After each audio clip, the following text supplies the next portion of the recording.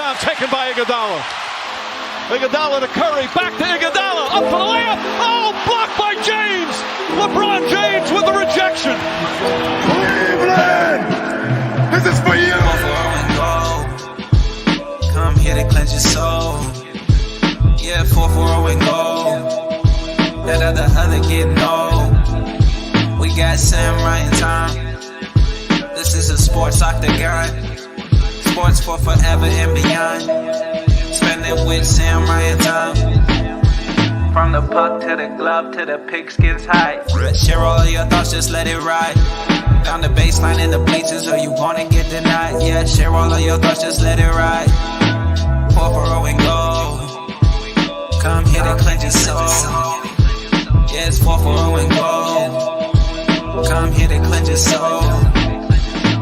The Browns Super Bowl contenders. Hey, listen, when we start talking about what wins Super Bowl, we talk about talent. The Browns, they have the talent. They have it.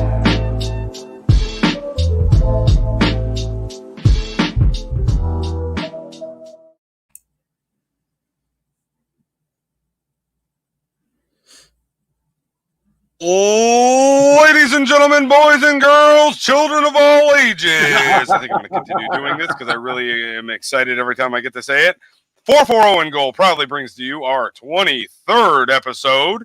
Coming in hot tonight. A lot of great topics from some COVID stuff like always in sports. Stay tuned a little later.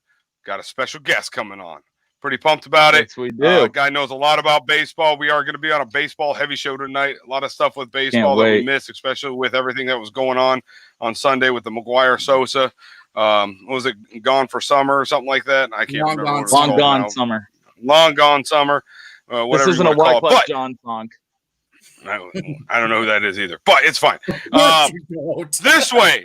I don't know who Wyclef Jean is. We got Big Time Tom. Who's ragging on me because I don't know somebody. But we got Big Time Tom over there. It's fine. I get it. Sitting on the bench, center field. You got Sam coming in hot. Put me in, coach. And then me, I'm ready to play. Just so you guys know, I'm considered a legend in my household. My wife purchased this shirt for me. She also got one that says, for my son, this is number one. This is the myth. So... No, I'm sorry, the legacy. I said it wrong. What else is new? Story of my life. What fraternity are you in? Yeah. But hey, listen. Either way. In honor of the baseball show, though, I got to throw some swag out. This old school Indian shirt that Ryan actually helped me pick out at a vintage store when we went Flobby Robbie style vintage shopping. Old school 95 Majestic. And then you got a Dodgers cap up here. Just call me Joe Exotic in the EMS jacket because my drip is real right. That's all I gotta say. Give me a moment so I can yell at my wife. She turned the light off on me for some reason. God. I'll be right back. Oh man, yeah. Well, hey Sammy, I'm pumped for the show tonight, bro. Yeah, listen. So the funny thing is a lot of people piss and moan when we talk about baseball. The same people that piss and moan that we talk about football or when we talk about basketball. But here's the thing: I love the crowd participation when we talk baseball. Oh yeah. Me and you will inevitably get into an argument tonight, and I can't wait. Yeah, so it's gonna be so great. It's gonna be great. And just to preface this now, because I got like 7 messages the last time Sammy and I got into a shouting match. Sammy and I don't take it that serious. We might shout, but at the end of the show, we're gonna be like, "Hey, you want to get on Warzone?" Yeah, this is how sports talk works. That's how it is. We aren't Stephen A. and Max Kellerman though. Like they just I think legit hate each other. Skip and Shannon. There have been days I thought they were gonna fight.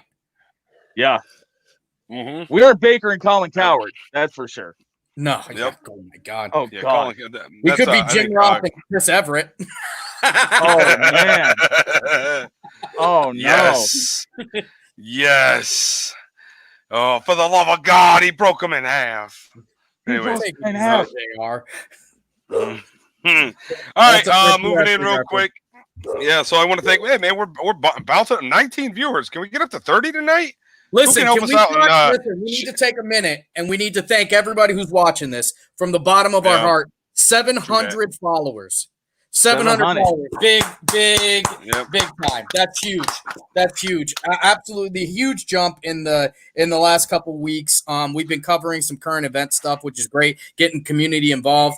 We're going to do that again. We're doing that again this weekend. Juneteenth, there's a big barbecue. We're going to show you during the first break. We're going to be there live broadcasting the speakers, getting interviews on the fly, because that's what we are. We are sports, but in the first thing we are is Ashtabula, and that's what we are. Yep.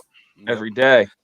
It's all about Ashtabula, man. It really is. So moving in right into a little COVID-19 update. Let me pop this on the screen, pop that off. So Ashtabula County, let's see, number of deaths. So it did increase from last time, if I recall right. We're at 392 now, 41. I think we went up by 3 on the death marker. Yeah, so 392. I know it's going to get interesting.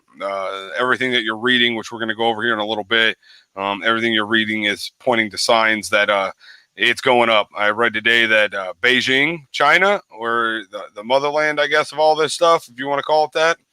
Was it Beijing huge or spike. was it Wuhan? It was Wuhan. It was Wuhan. I'm sorry, you're right. Wuhan is where it came out of. What sources say. But Beijing had a spike today, a huge spike in one of their meat markets. Yeah, they went up the best like. part of that is because I didn't even know that. Beijing is probably the most international city. Yep. So we're back at a point now where people are traveling internationally fairly freely. Get ready for that to stop again. Yeah, for sure.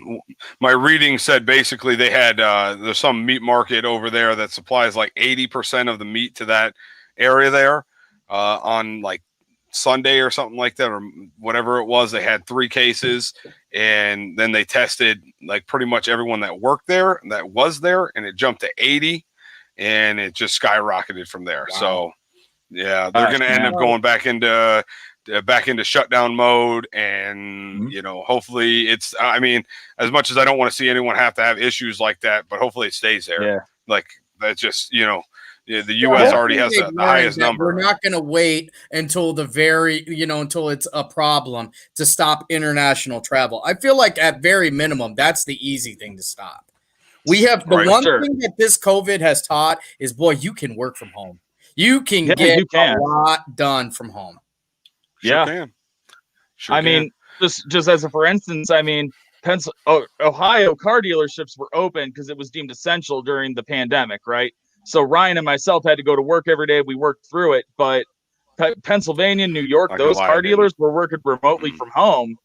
And I mean, their businesses were kept viable that way. Rorick Toyota down in Pittsburgh, I actually know the general manager down there, and he was telling me he was doing deals remotely all day. The only reason they would go to the dealership is to get the car, man. Well, here's the thing. So guys, we've got 2 people on the stream right now that have that are working in local nursing homes, talking about National Guard going in there to test. You can look at numbers just skyrocket when the National Guard gets in there. And what's going to be the worst part is where you're going to see it coming from, I bet, is the people going to work there. Right. So, it's the nurses, it's the aides, it's, the kitchen staff, everybody that goes into that building, bringing it in. And then what do you do? Yeah. What do you do? I mean, Megan, my fiance, worked at an MRD home. I mean, that's going to get hit too, probably. I mean, gosh, I hope for those gentlemen's sake that it doesn't. But I mean, how do you curb it? It's the people going in. It's not the people in there, Yep. Yeah, well, that sure is. I am looking forward to seeing the COVID's not real people when they see a 5,000 case jump. You know what I mean? So that'll be a good thing. I will say I mean, I get a phone. So my grandmother's in a nursing home in Ashtabula County, and I'm her power of attorney, all that fun stuff. The next to kin, quote unquote. I get a phone call every Monday, and they have not had any cases yet. So hopefully that stays the same. I have heard through the grapevine that is not true, but I'm praying that it is true. So, but we shall see. It's gonna be interesting. I'd say our Friday show when we talk about COVID, I Could think be we're going to see a completely little different. bit of a different number. Yeah. Could be a completely different tone. Yep. So speaking of states that are spiking, let me pop this up. And I would like to give a big shout out to Sammy. I don't know if Tom helped or not, but Sammy put together everything on the right-hand side or on the bottom ticker because I had T-ball or I had coach pitch. I was coaching tonight, and I would like to show everybody what happens. I'm putting my wife on blast when you show up to coach pitch and your wife doesn't bring your cleats or a pair of tennis shoes and you do it in dress shoes. So, yeah, you see, there ain't no cleats down there. Not a cleat to be seen. All right. But I did it. I had a couple loose ones go flying, you know what I mean? But it is what it is. You know, I play Have cleats, you play my hit life. Owen with the ball yet? I almost did today, actually, but I was kind of Almost proud of didn't him because he was so adamant on swinging that it was going at him. He turned his body enough. He swung and still hit the ball, like ripped it into the dugout fence or whatever you want to call it down there at the T-ball field. But I almost did. It was close. But yeah, like Sammy put up here, 21 state spike, including Florida and Texas, widespread testing to continue. So, you know, Florida's been big. And what's going to be interesting, speaking of Florida is getting 2,000 new cases per day. Yeah, where is the NBA going to be held? So that's the NBA question.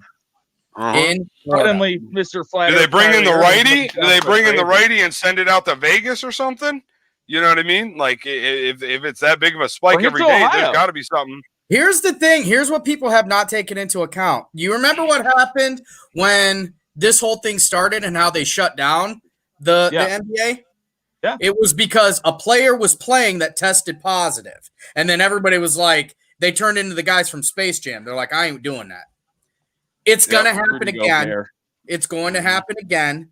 And then what happens? It's the same thing I wonder with Little League. It's the same thing I wonder with sports in the fall. You know, what happens when an athlete tests positive for COVID? Who is at risk? What do you do? Do they forfeit the season? Right. What are we doing here? That's why it's stupid for the NBA to even get back. You know, there's only one sport that really we should have a hope for coming back, and that's football. And even they might not make it because of the next topic we're going to talk about. I disagree completely. Golf. Everyone shits on golf. But we are talking about sports, Tom. That is a sport. That is a sport. Technically, it's a sport. And I'm going to tell you what, those dudes make a lot of money. And I'm going to tell you right now, the Charles Schwab Open that happened that happened this past weekend is a prime example of what you can do with an event. Those dudes, if they got too close, those Rangers were up there like, hey, cut the shit. Get away from each other. You know what I'm saying? Like, and nothing happened. I'll tell you what. But I mean, the simple fact is golf. Even when we go golfing just for fun on Sundays, when we do, it really is right. But, you know, contact sports and stuff like that. Like, I mean, the chances of me hitting the same exact spot as you, Tom, are slim to none. Mine's definitely going to the right. And then you watch Sammy tee off at a 90-degree angle to the left. You know you're not going to be close to him. Like, what is he doing? It's natural. Does it go natural? Is my question. Answer the question. Not a chance. Bullshit. I watched you golf 2 weeks ago. It goes to the fairway. And I watched the golf club go further than your golf ball, I think, once, if I recall right. Sammy. I know somebody who almost had to go swimming for a golf club. No, John almost had to go swimming, not I. McCoy's a damn good golfer. I'm going to tell you what. I went golfing with Olajuwon over the weekend. McCoy can hit it hog. McCoy is a terrible short game, and he can't putt either. You know, actually, guys, I'm going to shout his name out. He said he's going to be on the show tonight. Demetrius Baker is probably one of the most – his swing is so soft and simple and like a quarter swing. But I watched him do a quarter swing with a 6-iron, and that son of a bitch must have hit the ball 210 yards. Demetrius probably swings a golf club the same way he runs, in baby steps. And he did a little pirouette and has that award-winning smile. Demetrius Baker is relatively fast, but he takes 14,000 steps in a 100-meter dash. Nothing wrong with that, baby. And speaking of that, so doesn't Brandon Frazier. I don't know if he's watching that, but that man, he is. Yeah, it literally. When those people run, it sounds like a millipede with tap dance shoes on. So It the does. centipede from James and the Giant Peach. Yes, it does. Oh I yeah. can't really talk because I'm probably the slowest guy in Northeast Ohio. Like just naturally slow. It was a God-given gift Oh yeah, I'm short. to be And slow. I got a small stride, and I'm slow, so I don't care. That's why I foul when I play basketball. You might be faster than me, Lord. but you can't outrun the whistle. Put him on blast. He's right on, there. boys. I complimented him. Put I him had on a great time blast. with that dude. I had a great time with Demetrius. I'd do it again if he'd have me. He got to watch me dig at a golf ball 3 strokes in a row with my 3-wood. It was great. Yep. He has an award-winning laugh. What up, Cole? What up, man? He was all decked out in Puma like he was sponsored.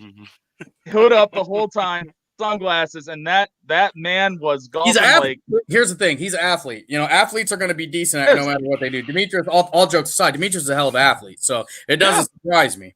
Elijah Cooper, I remember when he first started golfing, was as good as I am, which is not good. He's amazing now. And now, yeah, but he's one of those guys. He's not going to allow himself to be good. I don't have the patience. I get to about hole 3, and I don't even know why I'm still playing. I can't even figure it out. I pull in and I don't know why I'm playing, but I I'm do still it. trying to figure out. Like everybody always talks about how much fun golf is. I don't think I've ever had fun playing golf in my life. Oh, you just got to have some liquid bread. It's the most stressful thing in the whole world. All right. Yeah, that's why you play best ball. Yeah, Bush. Yeah, hell yeah. I feel like when I'm playing golf, I feel like I'm in court and Tekashi 6ix9ine is on the stand. Oh, bro, you don't got to go that deep, man. You don't got to go that deep. Oh, no. Shout out to Tekashi, though. Never switched up on anyone. He was a snitch at the beginning. He's still a snitch at the end. He's what Harry Potter's trying to get, man. The golden snitch. Isn't that hair? That's a whole nother topic we could get into. For the love of everything that's holy. Good night. Anyway, so back to let's get the boat going in the right direction here, boys. If you're all right with that. 21 Cool. state spike, including Florida and Texas. Widespread testing to continue, and then several athletes have been tested positive across numerous leagues, including MLB, both players and staff, NFL and NBA. I know, when they're basketball players that who was it recently? Oh, Other than Durant had it. But there was one where there was like 4 of them. Rudy Gobert, the Donovan Mitchell. NBA has quite a few. Yeah. But the funny one is Texas. Yeah. So it's not just Ezekiel Elliott that tested positive. It's like 3 or maybe 4 Houston Texans also testing positive. And so, let's just let's kind of touch on the fact that these guys aren't me and you and Tom, where, we pretty much, you can contact trace us in 25 square miles. These guys are big money guys that could be in LA one day, Vegas another, Miami the next, traveling back and forth because they've opened up again, like I said earlier, opening up travel. They got houses, now, they got public appearances. yeah, you're pulling the whole thing. all of that into there. So it's a problem. And not to mention, Texas took the Florida route where they're like, give me COVID or give me death. Well, congratulations, you got COVID. You got both. Yeah. So yeah, no, I thought I read somewhere there was like 4 players from one team that all got the it. Texans. Houston Texans. Was it? They Okay, haven't yeah. released who it was. They haven't said that yet, which I kind of want to get to this point. Ezekiel Elliott saying that it's a violation of the HIPAA rules that that people know he has coronavirus, which I think is absolute. If you want to do a flame on real quick, Ryan, I want to flame on Ezekiel Elliott real quick, if you could. Just because flame him. I mean, it's coming. Flaming Zeke. Here we go. But here's I don't agree with it being a HIPAA violation, and because here's the thing, HIPAA only applies, from what I understand, and Sammy, correct me if I'm wrong, HIPAA only applies to certain healthcare providers and related businesses, not the information itself. Like if I worked at Target and I told my manager I'm HIV positive, my manager isn't violating HIPAA by telling someone I came in and said I'm HIV positive. Yes, he is. Yes, he is. I didn't think so, man. So, Because health if he information. tells anyone he tests positive, if it's not from the facility or the doctor, HIPAA isn't even a question, I thought. A HIPAA violation is any unwanted release of health information by any party who was given that information. So by any covered party. So Dallas could have simply said that we have a player on the team with the only people that COVID. could know that he was. So your employer actually has to abide by HIPAA guidelines. So if you, Tom, have HIV, your manager cannot go to your other workers and say, yeah, just so you know, Tom has HIV. Him in his position, it's because it's his position of power. He has to understand. Okay. Honestly, you wouldn't even have to tell him that. So there are legal obligations to that. But here's the deal. So I'm the dumbass of the day. Flame me on, baby. Here we go. Coming in hot. And I'll own it. I was wrong. Here's the thing about that. Health information is all protected. I think he might have a case. And I'll tell you what, let me tell you how easy it is to track that. Everything is electronic charts nowadays, and everybody has to access a chart. So you can go back anytime you have any information that is leaked, and anybody who's even gandered at your medical record, there will be a record of them. They will find it. They will find it, and that person will lose their job. And there are also civil penalties involved with that. But with that being said, the fact that he had a positive test, you can't come out and say Ezekiel Elliott has COVID, but what the Cowboys can do, what they are allowed to do is put him on the injured reserve, and then you can figure it out. Oh, yeah, so kind of like... Well, they could have simply just said, we have a player on the team, or we have a member of the Dallas Cowboys that has COVID. Correct. Right. They don't have to state who it is. He absolutely has a case. He 100% has a case. So here's my question, Sammy, going off what you said. If the Dallas Cowboys came out and said, hey, like a member of our team has COVID-19 and we're putting the right procedures in place, and then 5 seconds later, CBS Sports puts out a thing on Ezekiel Elliott on the reserve list, non-football related injury, could that be considered HIPAA? Because, I mean, they didn't say he had COVID, but it was literally at the same time they put him on that and it came out. Listen, anybody who reports on health information also opens themselves to legal problems. He could actually go after them for damages as well. So anybody who is responsible for the health information that has been leaked is at risk. It's something that people who don't work inside the medical field realize. That's the one biggie. You cannot let people know health information. It is super private. Okay. Oh, that's good to know, man. The thing is, I mean, all they had to do was say that, we have a member of the Dallas Cowboys. You don't have to state whether it was staff or player, and just said that we have a member of the Dallas Cowboys that have HIPAA. We could have thought it was Jerry Jones, or not HIPAA, but have COVID. Right. You know what I mean? Yeah, HIPAA. Going into the the injured reserve, or whatever you just said it is. It doesn't matter. That's just a public list that everyone can look at. That's right. That's thousands of players that are on there. The only thing is the one caveat, the one get out of jail free card is public health crisis changes a lot of rules. Okay. So anytime it's an issue of public health, there's an out. But I don't know if COVID's going to fall under that. It should, because it's a public health crisis. But I know if it gets very sticky when it comes to something as a communicable disease like that. Okay. Because honestly, technically, if you think about it, contact tracing is a HIPAA violation in itself. Okay. So here's a question for you. Is it a HIPAA violation when I go out and tell the world that about Ryan's astounding illiteracy? Because Ryan's super illiterate.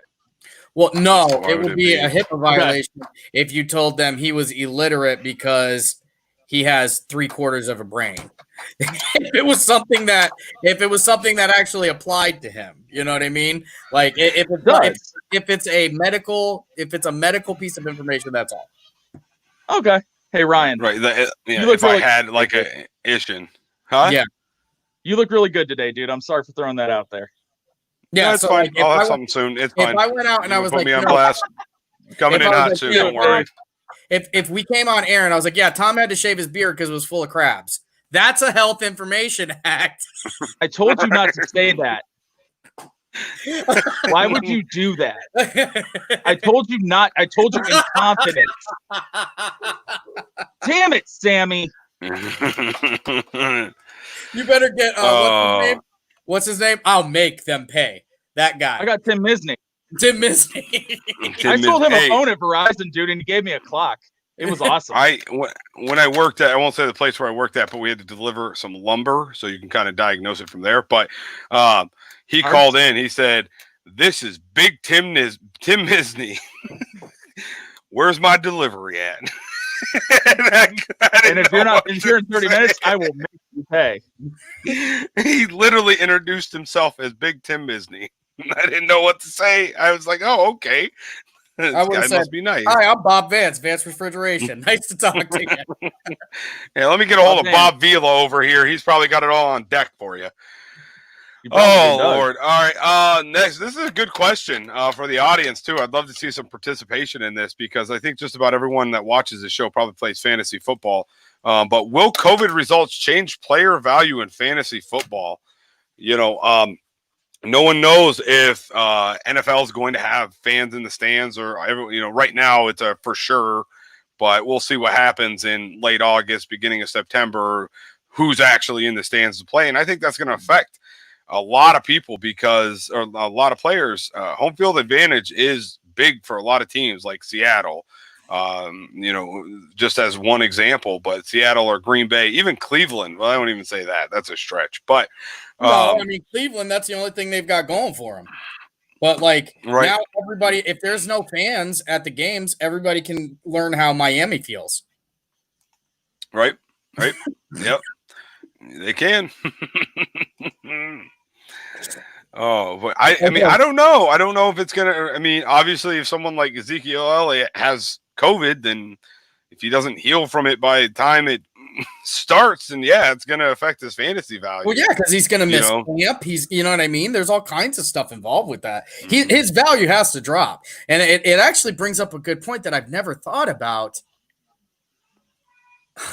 Honestly, every time a player is out with like a sprain or anything like that, that's a medical problem too. That almost seems like a HIPAA violation as well.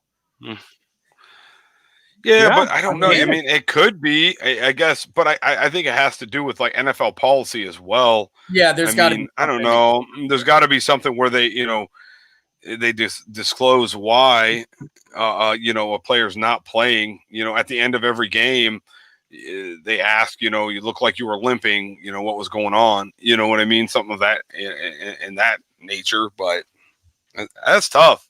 That's tough. I mean, I know if, Aaron Rodgers comes in next year and he's been around COVID and he can't play, then yeah, I mean, are you going to draft him even in the second round? Well, I don't know. If it's right before training camp, if it's during training camp and they get COVID, do you not draft them? Because you don't know when they're coming back, if they're coming back. Oh, here's the only thing that I think would. I mean, think about all the teams in Miami or in Florida.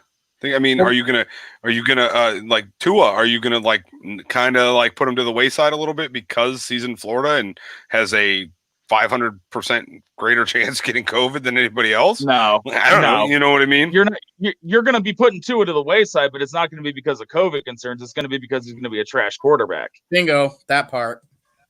The only thing I can really see with the only thing I can really see with like fantasy football and COVID impacting it is like guys that went to different teams this offseason, like Stephon Diggs, right? So Stephon Diggs had a comfortability with Thielen and Kirk Cousins, Dalvin Cook in that offense. And now if like training camp gets pushed back or something, that's a totally different offense tournament run. So he might not be as effective. He might not be that receiver you draft in the 6th, 7th round. He might get pushed back down because COVID impacted it in such a way that, I'm more comfortable drafting like a guy like Austin Eckler above him because he's been in that offense. It's more comfortable. He's not learning a whole new scheme. That's the only thing I'd pretty much say in terms of COVID. And I could be wrong. And Andrew Keats brings up a great point. He wouldn't touch a rookie QB this year, or even a second-year guy, because the fact of the matter is some of these second-year guys are going to be learning new offenses. Burrow's learning an NFL offense. Tua's going to be trash. Jordan Love ain't going to play. So the thing is like Joe Burrow's stock probably will get hurt because he's not going to be in a training camp as long as like another rookie like in previous years would have been. Yeah, sorry to go on that rant, guys. That was kind no. I agree with you. It's I liken it to what was the shortened year, the strike year when everybody started camp late and 2001. That sounds right. No. Anyway, it's in that era. The strike year anyway, where rookies are the only people who get the shaft. On stuff like that because it's a shortened season, it's a shortened preseason, stuff like that. So I wouldn't be touching. There's really Burrow included. I don't trust not a single quarterback from this draft class, and not because Burrow. Maybe Burrow's not going to be terrible, but Cincinnati sucks. They're bad. Yeah. Hey, Nick brings up a great point. I mean, he specifically stated the Browns, but I thought it was a great question. What would happen if the Browns QB room got it during week 3? There's no way to know what would happen. And he's right. But so any team, like, could you imagine in the middle of the season? Look what happened last year with was that Darnold? That guy Darnold got from the mono, Jets? Mono. He was out for 6 weeks. And that destroyed them. Also they weren't even that contagious, and not by just kissing. You can get it from sharing water and stuff like that too. Yeah, right. I mean, not saying the Jets were going to be good last year, anyways, but that was. So that absolutely destroyed them. What my understanding is, because this has actually been addressed already. Collectively bargaining, it does not. Okay, so there you go, Mike Maloragno giving us some jewel there. Can be discussed. It's sports related injury, and that's got to be what it is, because if it was a HIPAA violation, they're not doing it. The NFL's not going to pay that. No, hell no. Because any quarterback could go out and say, I'm going to sue you because I'm third string quarterback and I'm going to make more money in a lawsuit. But with the quarterback thing, getting back to the quarterback thing real quick.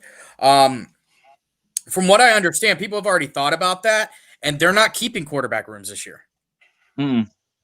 So it's going to be they're going to do like Zoom meetings. Yeah.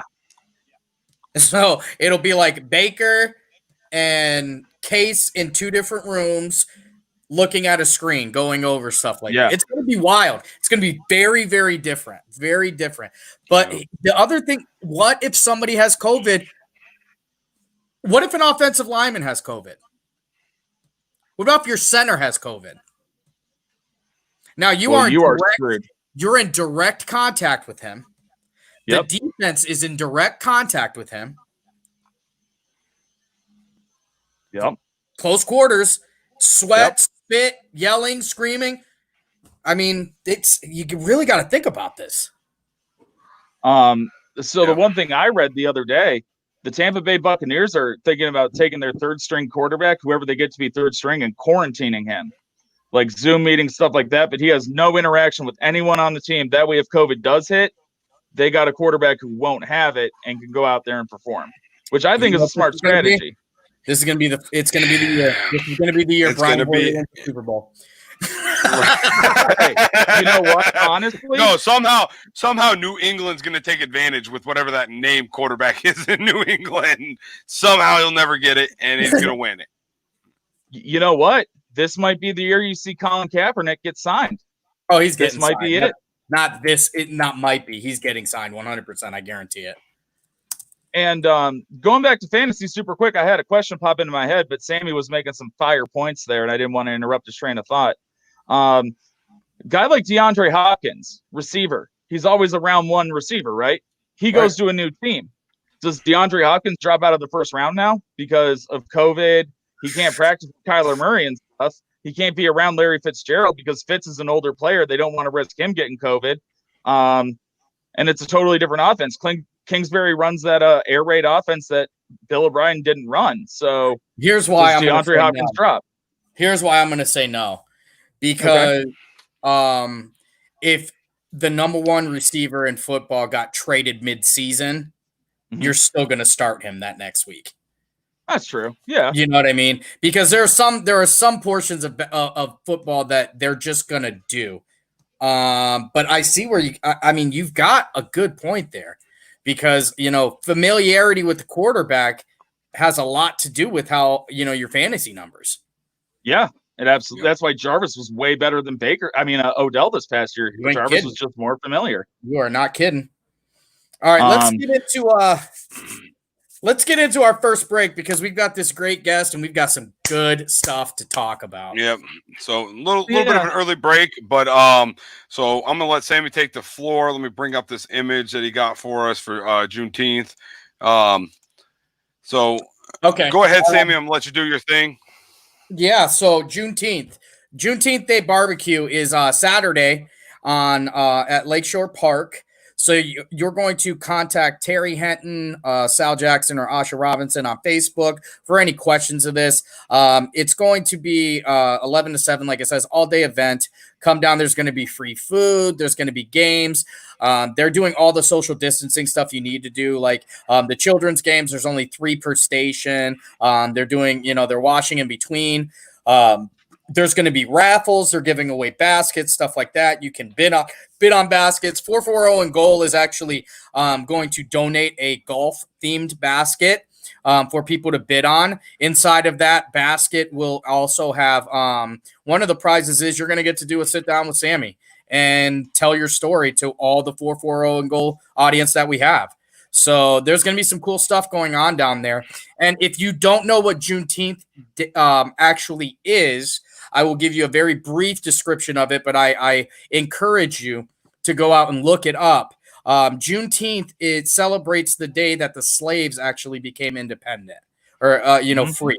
So I learned about this, and I'm ashamed to admit that I really didn't learn about it until about 5 or 6 years ago.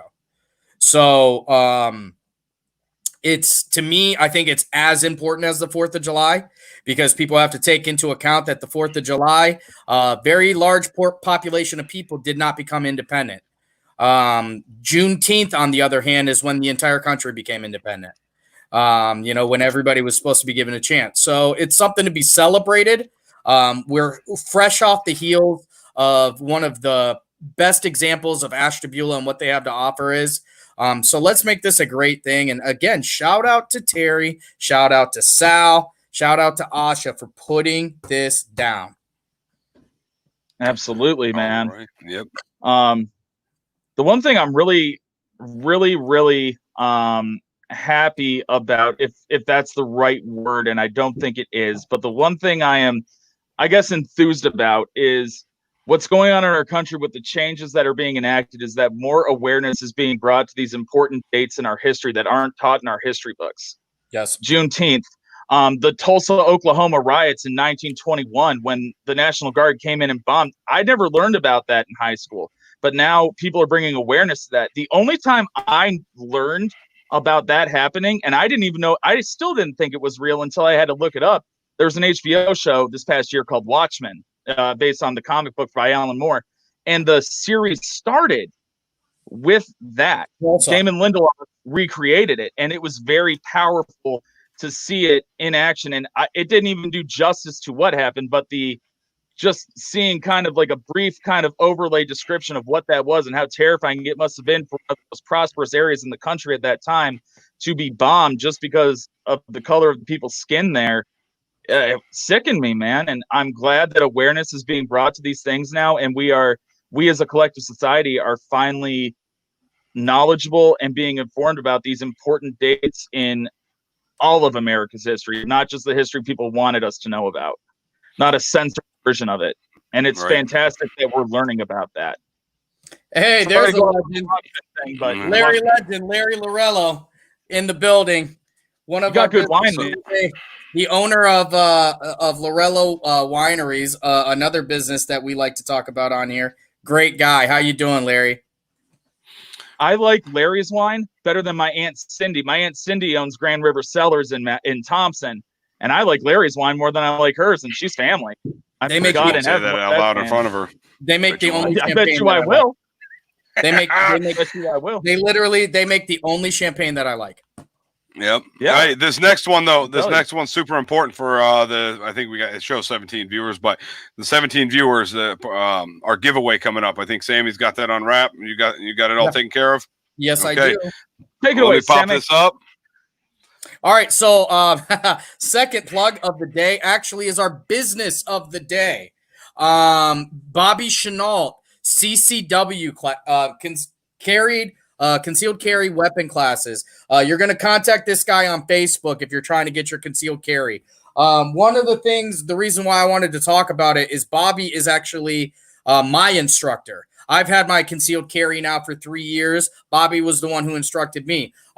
Before going to that class, I had only had very minimal experience with a pistol.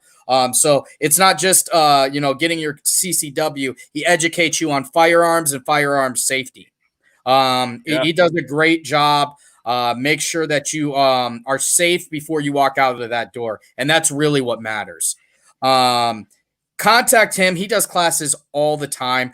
And one of the cool things is we are going to give away a free CCW class. So he has donated that to the show. We are going to give that away. And the way you're going to be entered into the contest is you have to show us proof that you have either subscribed to our YouTube channel, followed us on Instagram, made a comment on the website at 440andgold.com,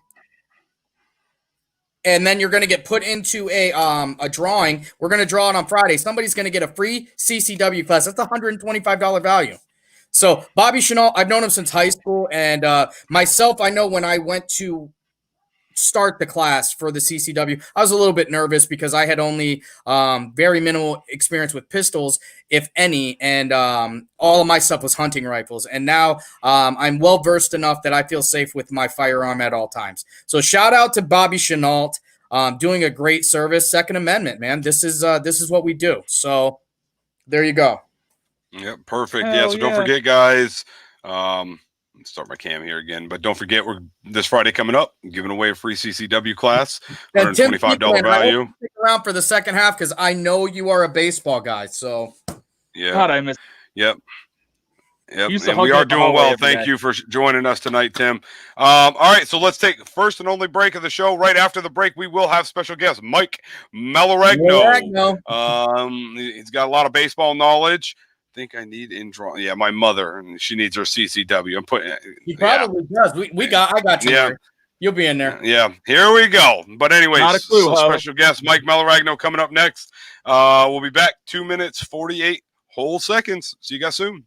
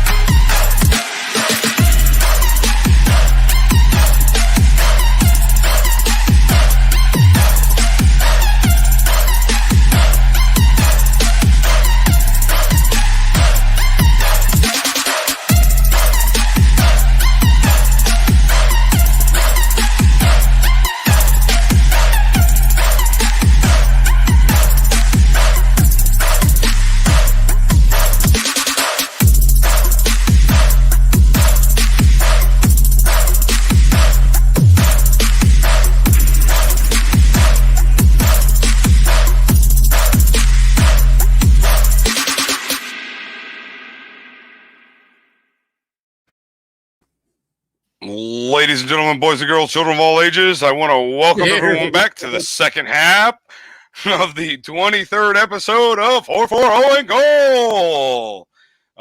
Without further ado, let's just get to it, man. I'm pumped about it. I'm excited. Just so the audience knows, we've tried like 4 times to get this guy on, and everything never added up. So we finally got the time to make it have him come on. So I'm pumped. So if we can all welcome Mr. Mike Malaragno. Mike, What's up, Mike? Hey, brother. Hey, how you doing? Oh, hold on. Unmute yourself, brother. Unmute yourself. I got him. You're good. I got you, Oh, Mike. okay. You're unmuted. Go. Okay. Yeah, now Come we're on, talking. Ryan. Gonna say, You're the here producer. we I just had go. a so nervous. I was so Jeez. nervous. I had a mini panic attack. I said, man, we had a Yep. whole pre-show and it worked. Yeah. Going great. He was Yeah. talking. We could all hear each other. Yeah, So- for everybody Our watching, pants are falling off. we've Right. tried before in the past, and technology just kind of failed me personally, and we could never get together. So here we are. Yeah, we got Right. good stuff going on today. So the God, first it's thing gonna we're be gonna exciting. we're gonna kind of jump into is so baseball. MLB turns down yet another offer. The players union and the owners, they just cannot seem to get it together. So now we really are faced with the question: is there going to be Major League Baseball this year? And my answer is probably not. Right. Real quick though, before we go into that, so the reason why we wanted Mike on the show, he's got a big baseball background. I don't know if everyone knows Mike. I just wanted to chat with him about that. So I know I know you wrote for I can't remember what it's called now. Burning Burning River River Burning River Baseball. Baseball. Right. You said it Sorry, 7 Burning River times in Baseball. pre-show. I don't care. I don't. It's not my job to remember things like that. Anyways, It is. so you wrote for Burning River Baseball, and I know at one point in time, weren't you like reporting for the Indians and the Browns and doing all kinds of crazy stuff? I guess really what I'm asking more than anything, Mike, what's your background with the whole sports situation? Yeah. Well, first What's off, your credentials, bro? my credentials right here. These are Fair my enough. credentials right here. Yeah, there you go. He doesn't need a CCW with Little those. thunder, little lightning. Yeah. And the fact that my last name ends in a vowel, I'm Italian, that's a credential enough. He's Anyway, yeah. Bring him in. So On the Sunday gravy. So the first half of my career, like my early 20s, that's what I wanted to do. So I not only did I work in baseball, I worked for the Indians, I worked for the Atlanta Braves, 2 seasons each. And I also did some reporting for the Lake County News Herald, the Star Beacon. I freelanced for both of them and did some work for Joe Pete on WFUN as well for a few years before he God passed bless him. away. Rest in peace. Dope, Pete. Yep. God bless. Absolutely. One of the Absolutely. reasons I'm even doing this is because I loved Pigskin Joe. Right. You kind of Yeah, look man, like him a little bit. I am. Yeah, I he am. does. Yeah, he had the chops like you, didn't he? If I recall right. He had a much better mustache. It was Selleck Right. like. Well, It you know, was. yours is not bad. Let's not knock your stash. It's not bad. You know, Carl. it's there. So yeah, I just wanted to kind of, I've known Mike for a little while. I think Sammy has. I don't. Tom, have you known Mike for a little while? No, but just talking to First him the time past meeting him. couple times, Yeah, man, I feel like a kindred soul right here. right. It's it was fun to finally baseball guy finally get thing. him on. Yeah. Finally get him on and really, have you on here because we know you got the knowledge. You can drop some knowledge bombs on us today, hopefully, just like earlier when you let us know about the HIPAA rules and how they go. So that was great.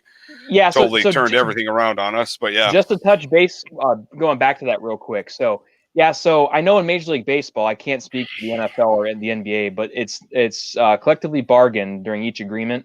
It's kind of like the thing that the players union kind of gives to the league. So if it's a sports related injury, then the media, the players and the coaches and the managers and the general managers can all discuss it. If it's non-sports related, so like if it's the flu or in this case the COVID, then it would violate HIPAA laws. Okay. Yeah, I knew there Right. had to be some kind of out because HIPAA is a killer. HIPAA Right. knocks people out of business. You violate HIPAA, you're in deep trouble. That's You're why done. hospitals, so hospitals send away medical records in shredders and Brinks trucks.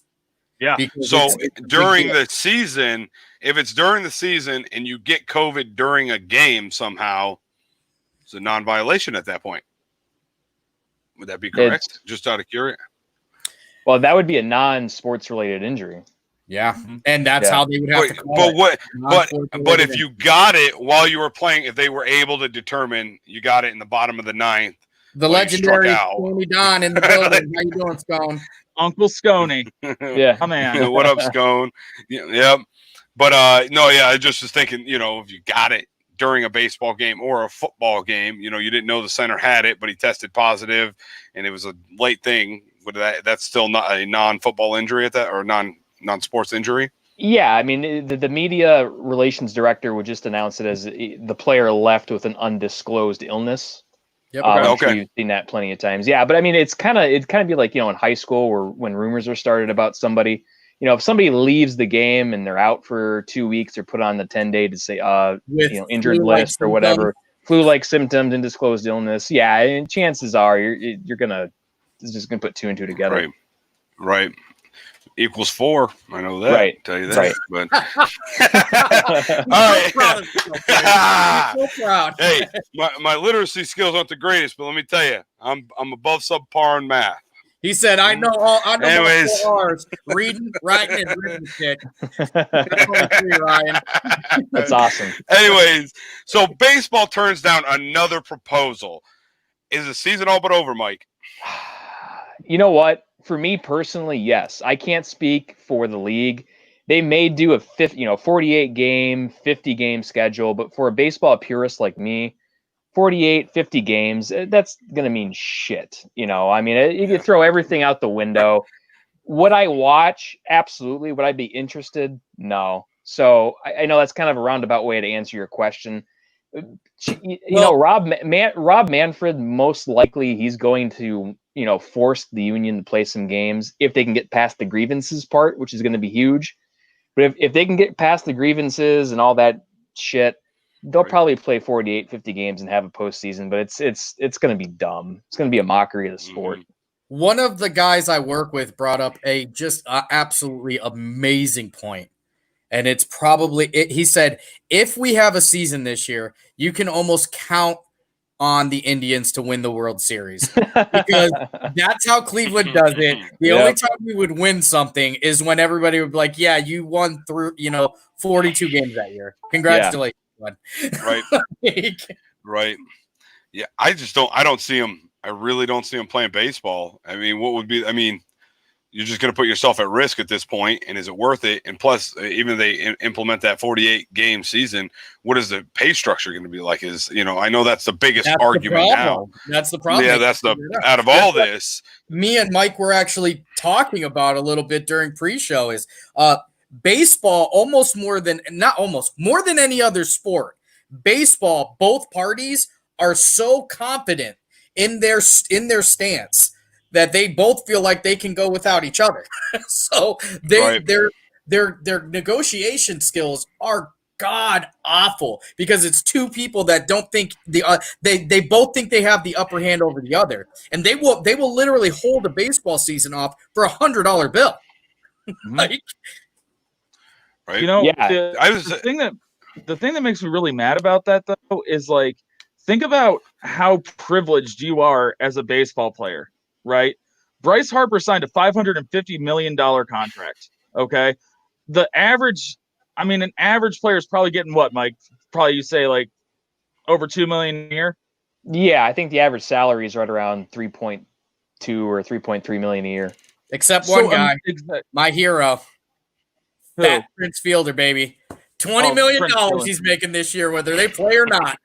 Bobby Bonilla hasn't played in 20 years, and he's making more money than that. But hey, so the thing I'm getting at is, imagine being so privileged that you can get mad over one little thing being negotiated, when there are people in this country right now that would kill to go back to work and be able to provide for their families. I think, and this might be short-sighted on my part, and it might sound ignorant, and I'm sorry for saying this, but it's just so asinine that they can't come to an agreement. Like, I wish I could be like, hey, you know what? I don't like what you're saying, owner, so I ain't going to play.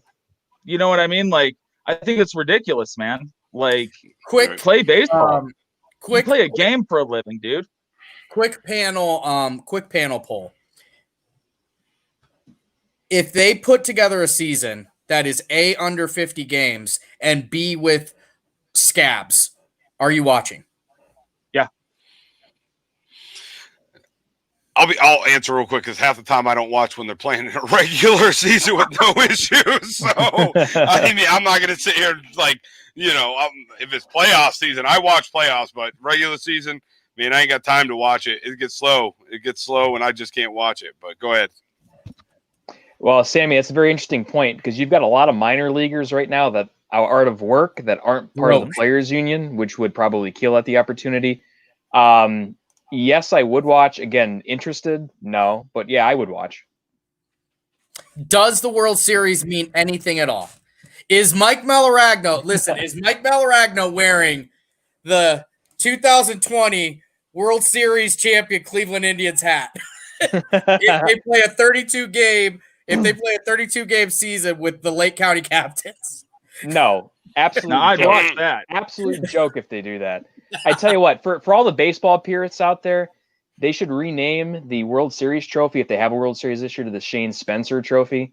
Shane Spencer, 98, 99, Shane Spencer just had a September and October for the New York Yankees that you just wouldn't believe, and basically was the reason why they won the World Series. I love him so much. But of course, nobody else has heard about him because he was basically a 2-month wonder. So that's kind of my bad joke for the night, the Shane Spencer Trophy. So I'll be wearing a hat that says it's a beautiful joke. Shane Spencer Championship. Yeah.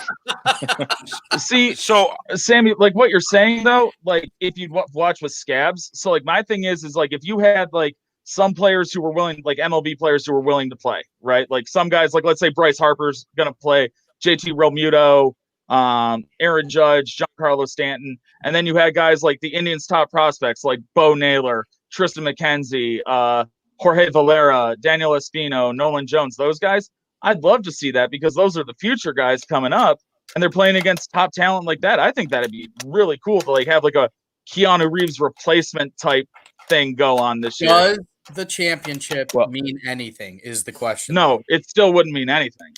Yeah, and that's really what I think it is. So I feel like once you have gotten to this point where even if you could institute a year, even if you can institute a season, which Rob Manfred can, he has that executive authority, right?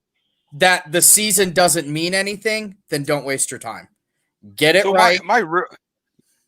Why can't they still play 168 games, right?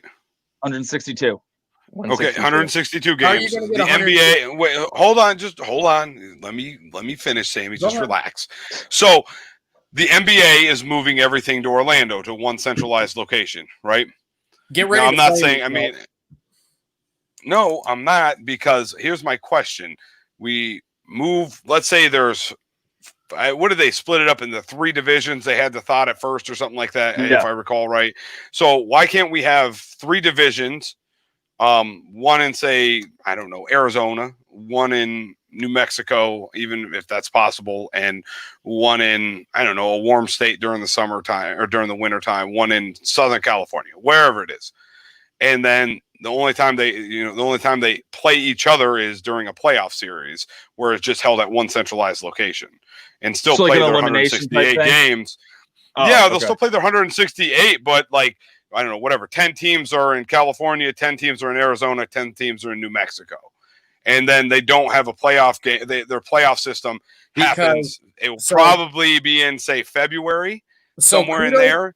Kudos to you for at least recognizing that that's why you can't extend the baseball season, because it gets cold, because I was ready to just absolutely right. No, let's play the Indians. I'm like, apparently about seasons, but you're taking a big. Here's the big problem in there. There's not an owner in the Northeast that's going to sign off on letting all those profits go to another stadium. Go there, yeah. Yeah, but they're at a point now. There's not an owner. They're at a point that they're not getting anything at all. That leads me to my next point. Then give profits to somebody else. There's going to be a team that goes bankrupt this year in baseball. There has to be. I don't know. Sorry, I'm going into another one, but they are. I'm sure there's a couple out there. Sorry, Mike. Go ahead. This is really for Mike. It's a good discussion, and it's your show. So, but But you're on it, brother. If we've discussed it My on show. here, yeah. If you've brought up that point, I guarantee you they've brought up that point in negotiations. Either the players' union or the owners have brought that point up as I well. feel like you're taking a shot at me. but- Everything. I'm sorry, Mike. No, my bad. everything has been put on the table. Believe me. Trust me when I tell you that. Yeah. And a vast majority. Well, I shouldn't say vast majority. They get more revenue from TV and advertising than they do at the gate. Yeah. I know that to be a fact. I don't know the percentages. Obviously, MLB owners don't open up the financial book, so we're going to have absolutely no idea. But I do know that they get a vast majority of their revenue from TV and from advertising revenue, which advertising revenue can basically go out the window. I mean, because you're not going to have fans in the stands looking at the outfield, looking at the scoreboard. So your ad revenue is going to be limited. But, Manfred and the owners want some sort of a season, even if it's 50 games, just to get some of that ad revenue in and some of that TV money in as well. Yeah, I mean, like legitimately, there has to be some teams that are like on the fringe. Like, I'm not trying to go semi-pro here and say like we're trading somebody for a washer to make this happen this month. Listen, you know what I mean? Any team that is that close. If there was any team that was that close to bankruptcy, somebody would have bought them out right now because it's so profitable to own baseball. It's so there is a team Absolutely. though, that's very close to bankruptcy though. I would say the Florida Marlins. And listen, you're right. They're probably the closest of all, and even they're not going bankrupt from this. Right. And they get What do you got on that, Mike? Well, I mean, Sammy, you can finish your point if you want to. But what I was going to say is their average attendance is in the hundreds. Right. So, it's funny you bring that up because that was going to be my next point in this thing. Number one, obviously, like I said before, we don't know the books. Okay, the owners won't open up the financials, so we have absolutely no idea. But the second point, if you take a look at an example of the Miami Marlins, okay, so for 15, yeah, for 15 straight fucking years, they won two World Series fucking championships. And they easy on the F-bombs, Mike. Easy on the F-bombs, bro. Oh, okay. All right. My bad. My bad. No, you're good. I'll keep it clean. I forgot this was a family show here. All right. Yeah, so, you're good. So for F 15, is for family. For 50, yeah. Was that sign in a harbor that says 2020 is the new F word? But so for 15 years, the Miami Marlins drew hardly anybody. Right. Jeffrey Loria sold that team for billions and billions of dollars in profit. Okay, to the ownership group that included Derek Jeter and some other former players as well. MLB teams, their values are, I mean, through the roof. As Sammy's point, I mean, they're not crying for money. I mean, their cash flow this year obviously is going to be affected, but for overall value of the team, forget about it. These teams are cash cows. Yeah, they're not even close. They're not even close. It's not like there are NBA teams that probably couldn't survive some of these problems. There are no NFL teams. Cleveland. I would say maybe NHL. But the NBA, the big leagues. But even there, they like NHL is a cash cow. Trust me, if it wasn't making money, billionaire, there isn't one owner in any sport that owns the team because they love the sport. Okay, they like it and they might love it, but the only reason they own the team is because it's making them an inordinate amount of cash. That's why we have that hillbilly from Tennessee running our team. It's not because he loves the Browns. All right. He bought that team because he knows that for 8 games a season, we are going to go out there, we're going to get drunk, and we're going to look at a losing football team and come back again for another. We're going to get punched in the face and say, thank you, can I have another? Yes. But the only thing that kind of Haslam loves is gasoline and Peyton Manning. That's the only thing that man loves. Oh. And fraud. And fraud, yeah. The other F word. Yeah, the other F word. Yeah, he didn't say that one. He said fraud. He said fraud. Don't get me started on James Haslam. All right, just don't do it. Don't he's do it. awful. He is terrible. First of all, Kim, before we move on, I just want to put out there. I know we were doing heavy baseball tonight. We have the ugliest scoreboard in all of sports. That stupid Tennessee-shaped scoreboard makes me sick to my stomach every time I see it. Yep, absolutely, I agree. The worst. And What somehow does it have to do with the Browns?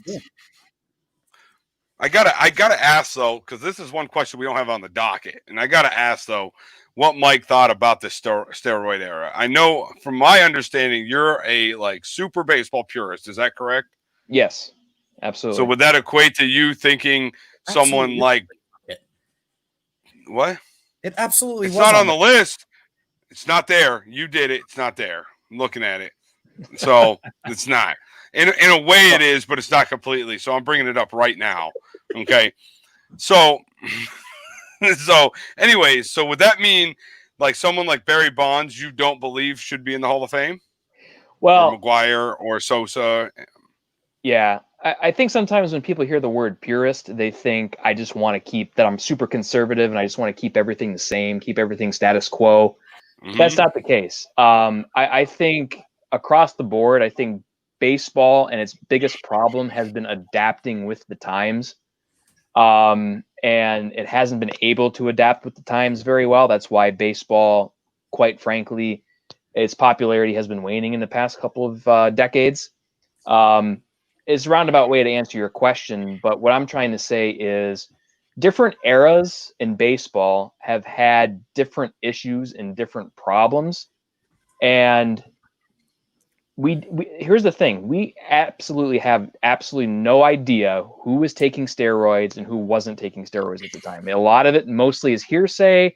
Some of it has been written by books, by former players that had certain agendas.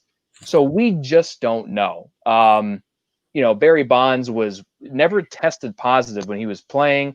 It was all basically just hearsay. It was all rumors. I did not know that. With Balco. Basically what I'm saying is baseball is a game and a sport of entertainment. Okay. Do I want players to be healthy? We all want players to be healthy. We don't want them to risk their lives playing baseball. Okay. But at the same time, it is entertainment. Barry Bonds was facing pitchers that were also juicing up. Correct. Number 2. And number 3, the technique that's involved in swinging a baseball bat, okay, hip rotation, weight transfer, all of that stuff has nothing to do whether you're taking steroids or not. Okay, steroids and the anabolic steroids that you take has everything to do with how well you recover from certain injuries and working out. Okay, so in my opinion, it didn't have a whole lot of effect on the field performance. I think Barry Bonds played in an era where offense was king, and he took advantage of it. I could go out and take $25,000 worth of steroids, and I'm still not hitting one out of the Jake.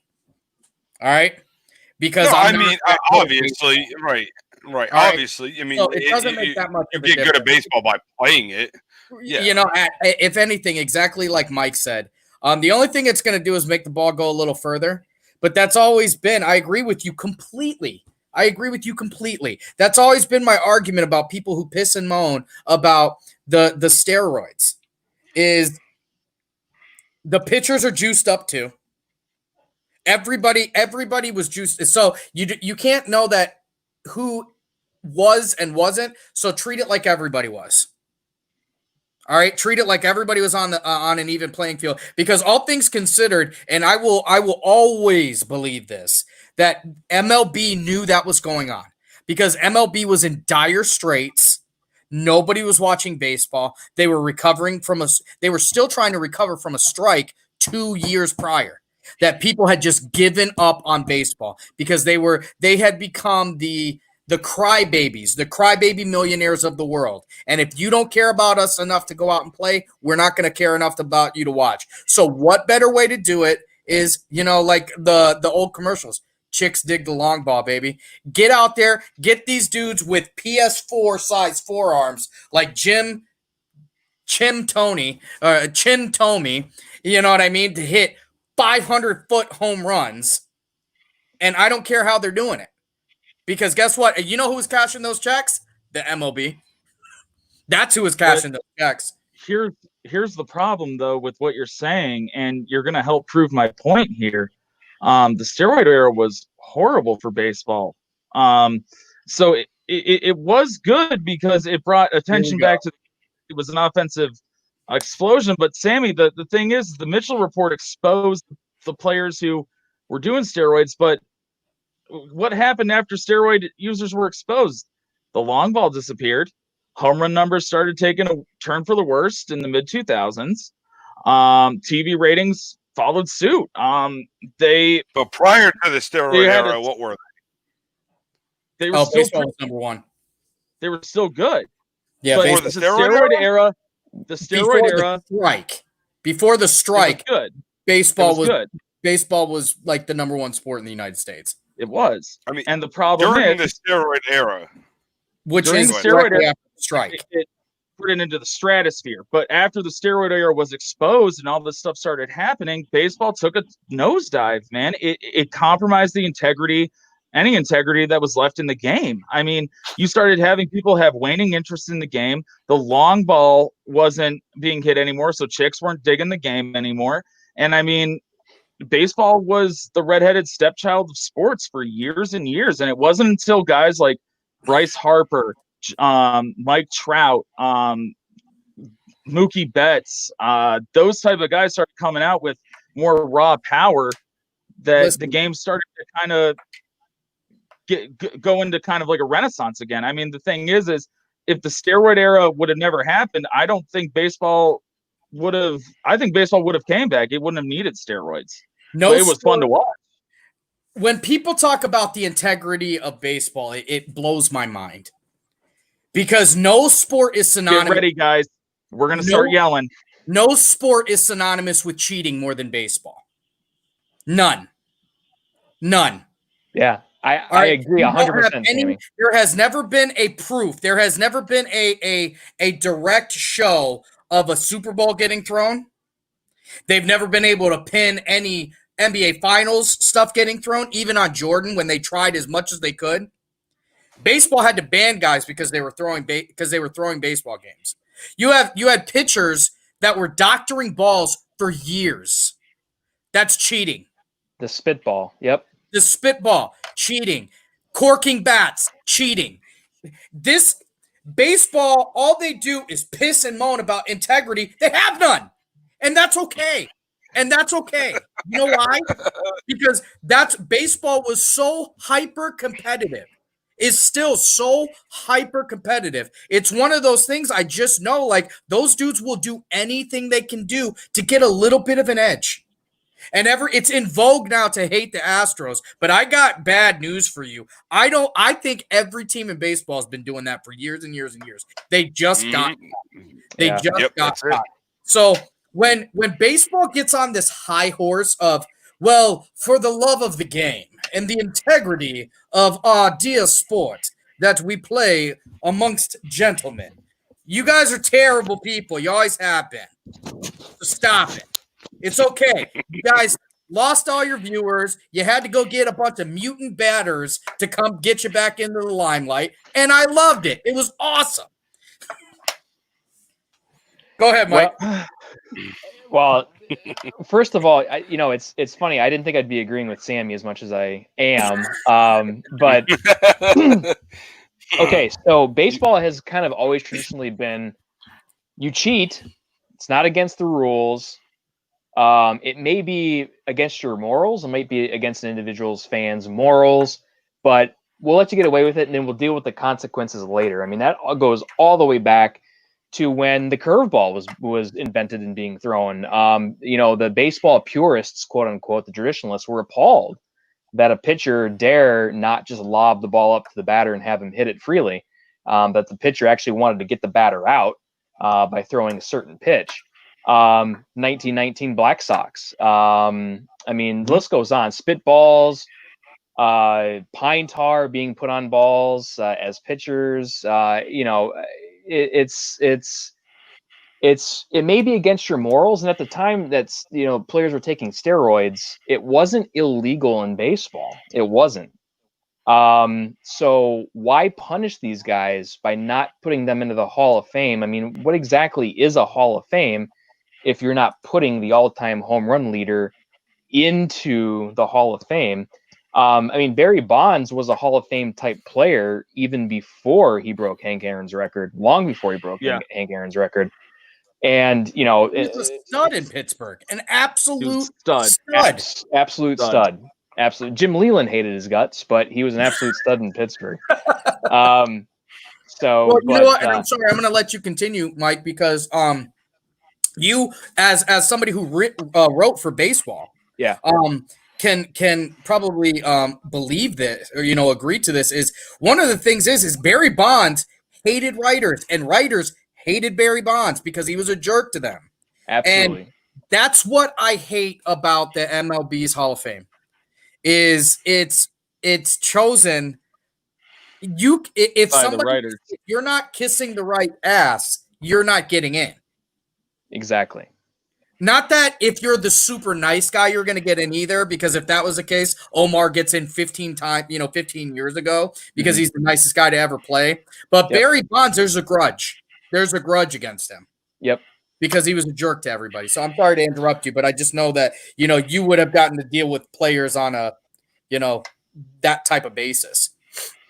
Yeah. And I can tell you, being in the locker room, being in the clubhouse for 2 years, I can tell you that, it's like anything in life. I mean, you develop relationships with different, with certain players, and some, no matter what happens, no matter what you say, no matter how you greet them, they're going to just be a complete what to you. And it's, as a writer, and you're covering a team for 5, 7, 10 years, and you develop a relationship with the player, and it's not a very good one, when it comes time to vote for the Hall of Fame, you're going to remember that as a writer. And that's why the Veterans Committee, that's why the Hall of Fame established the Veterans Committee a couple of years ago to kind of negate that a little bit. So when players, when their time is up on the ballot for the Baseball Writers Association, then the Veterans Committee can vote them in. So there's kind of a hedge, between if a player wasn't well liked when he was playing, doesn't get voted in, at least the Veterans Committee can vote him in, which is comprised of former players. Yeah, I didn't know that about the writers thing. I truly didn't. Which, I mean, just being from the outside looking in, it seems like about the dumbest thing I've ever heard in my life. I mean, regardless of how someone treated you, if they were good at baseball, they were. I'm sorry, if they were great at baseball, they were great at baseball, baby. Yeah. Here's my question: If your local beat reporter thought you were a jerk, good luck, because he gets to vote, and that's the same guy who's going to vote in, somebody who hit 55 less home runs than you into the Hall of Fame because he was a nice guy. That's somebody who's going to put somebody in with, a 30% less slugging percentage or on base percentage. You know what I mean? That's my problem is one of the things people, and I'm sorry, Tom, I'm going to let you go, but I get pissed off about the Baseball Hall of Fame because I think it's a joke.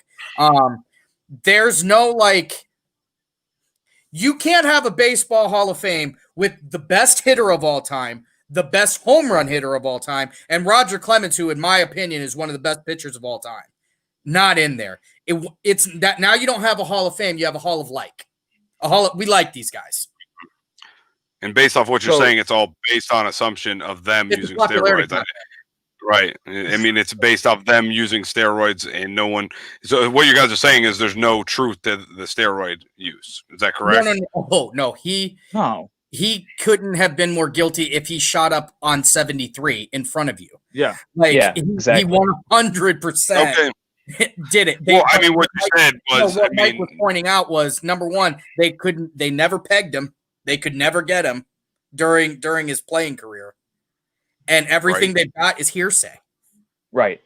And, and testing wasn't going on at this time, and so, it's kind of like, okay, they went through their careers. There was some suspicion. They retired. They're not well liked, only in the city that they played in. And because of this kind of but they never tested positive when they were playing. How can you punish the numbers that they put up when you have absolutely no idea who is taking them in baseball. You have no clue. You have absolutely no clue who all was taking it. Right. How can So, I mean you know, how if can you're you I doing mean that, how can you punish them? why do you give why how about no pitcher in before the 1980s should be in the Hall of Fame? Because they were all doctoring baseballs. Right. Every single one of them. Right. So Well, that's yeah, cheating. but even then, you don't want to say every single one, but you have absolutely no idea. And the spitball at the time was legal, right? So You know, I mean, it's absolutely. Wasn't that it was legal, it just wasn't illegal. It Right? I was mean, it was it was in that right. gray It area. was- yeah, Right. it was. identified. Yeah, exactly. Yeah, The exactly. only It way was you like knew it was a spitball if you got pegged in the face with it and a bunch of slobber came off of it. Probably, Exactly. I would It's- imagine. yeah, Like, it can imagine, living in the 1950s and 60s, you kind of knew who the people who were in the mafia, but you kind of didn't, that kind of thing. Yeah, I mean, you kind of knew who was, you kind of knew Like, who was throwing them at the chance. time, but yeah, I literally, Yeah. I didn't even know that was illegal, honestly, until I was an adult. Because I remember watching Major League and the old pitcher when he's going through all of his, he's like, "Well, I got some Bengay right here." yeah. Little jalapeno right here. Look at Major Oh, League that ball. teaching. Look at Major League teaching Sammy Yep. something about baseball. How about that? Like I was like, oh, I was like, so that must be legal. Like that must be how it goes. And then what was it? Michael Pineda, when he From the gets Yankees, yeah, caught with the pine tar on his neck. on his neck, yeah, yep. Let me ask a quick question. Talk about how Barry Bonds should absolutely be in the Hall of Fame, even though we took steroids. He's the greatest home run hitter of all time, which is absolutely true. He's I mean, numbers don't lie, man. But why are we cool putting Barry Bonds in the Hall of Fame for everything he did? And he cheated, and steroids are illegal. But we won't put Pete Rose in, who never bet on his team to lose. He only bet on a win. And I mean, he gambled. Like it wasn't like he was pulling his pitcher like, oh yeah, I'm going to throw this 19-year-old rookie in who hasn't done shit to close out the game, and he's going to give up 2 runs. So why can't we put Pete Rose in when he gambled, but we can put Barry Bonds in? Both compromise the integrity of the game, but why is it cool for Bonds to do it and not cool for Rose to do it? When arguably Rose didn't do anything, I don't think detrimental. Yeah. Why? Well, like, why is that? I mean, A lifetime ban at that. when it comes to crimes in sports or crimes general, I think we can all agree that not one crime or one issue is the same. They're all different. In my humble opinion, I think gambling is the worst thing that you can do as an athlete, especially because he gambled and was betting on baseball as a manager when he's got sole control over who he uses that night as far as his bullpen is concerned, who he puts in the lineup. There are so many more moving parts as a manager that you can control in the outcome of a game, whereas one single player who we can argue until the sun comes up whether steroids, what kind of degree were they performance enhancers, what kind of degree of an outcome did it provide in a game itself. But for a manager to have all this control over a club, including his lineup for that day, his bench, his bullpen, who he was going to start, I mean, you're talking about destroying the credibility of an entire team. And I guess to a certain degree during the steroid era, you had fans that kind of looked at what was going on as, well, we don't really know exactly if what we're seeing is actually true. I mean, is this like the WWF? Is it all fixed? But gambling kind of puts that to the next level, in my opinion. What do you think about that, Tom? So, So here's the thing, though. Yeah. what if you put him in as a player, not a manager? Well, I mean, as a but it You know what I depends. mean? Like- Sam, it really depends. Back in 1919 for the Black Sox, I mean, you had 8 men. Okay, I mean, 8 guys out of a 9-player lineup that through the World Series. I mean, that's dangerous. That's super dangerous. There's a lot that you can control. And same with a manager. You know, a manager, again, you have sole control over a team on that particular night. And you're walking on some very dangerous territory, in my opinion. See, I'd rock with what you're saying, Mike, but it came out that Rose never bet on his team to lose. So Right. I can agree with what you're saying if like, oh yeah, I'm controlling who it is and we're going to lose tonight. But the fact of the matter is that there was an article that came out. If I could get onto my computer here, I'd pull it up. But the thing is it's pretty much proven beyond a shred of a doubt he didn't bet on his team to lose. He always bet That's not to true, win. though, Tom. So why was that bad if you bet on them to win? I mean, under that assumption, I would agree with you. I mean, I'd have to read the article and go through it, but it's just I mean, who do you know who the article is written by? I think it was Sports Illustrated. It was a big article. I remember when this came out. Here's the problem with that, Tom. Bob Levy broke it. Here's the problem with that, Tom. And Bill Feinbaum. And I'm a Rose. I think he should be in. I don't give a damn what he did. Manager, I don't think he should be in as a manager. I don't even know what his record was. I don't even know if he was Hall of Fame worthy as a manager. But I know as a player, he's one of the best to ever pick up a bat. With Pete Rose, his story has changed every 20 years. At first, it was, I never bet. I never gambled. And then it was, I never gambled on my team. I never gambled on any game I played in. And then it was, I only gambled to win. So when you start admitting to your wrongs, but it's not flat, it's not right off the gate, your story keeps changing, there is legitimate concern that, yeah, he could. And I'll be honest with you, he probably did throw a game, because you know what? Gamblers are degenerates, and they get into terrible positions where, as a manager, he probably, could have made decisions to win or lose. You know what I mean? I don't know that I will say this, as a competitor, I think he had much too much pride to throw a game.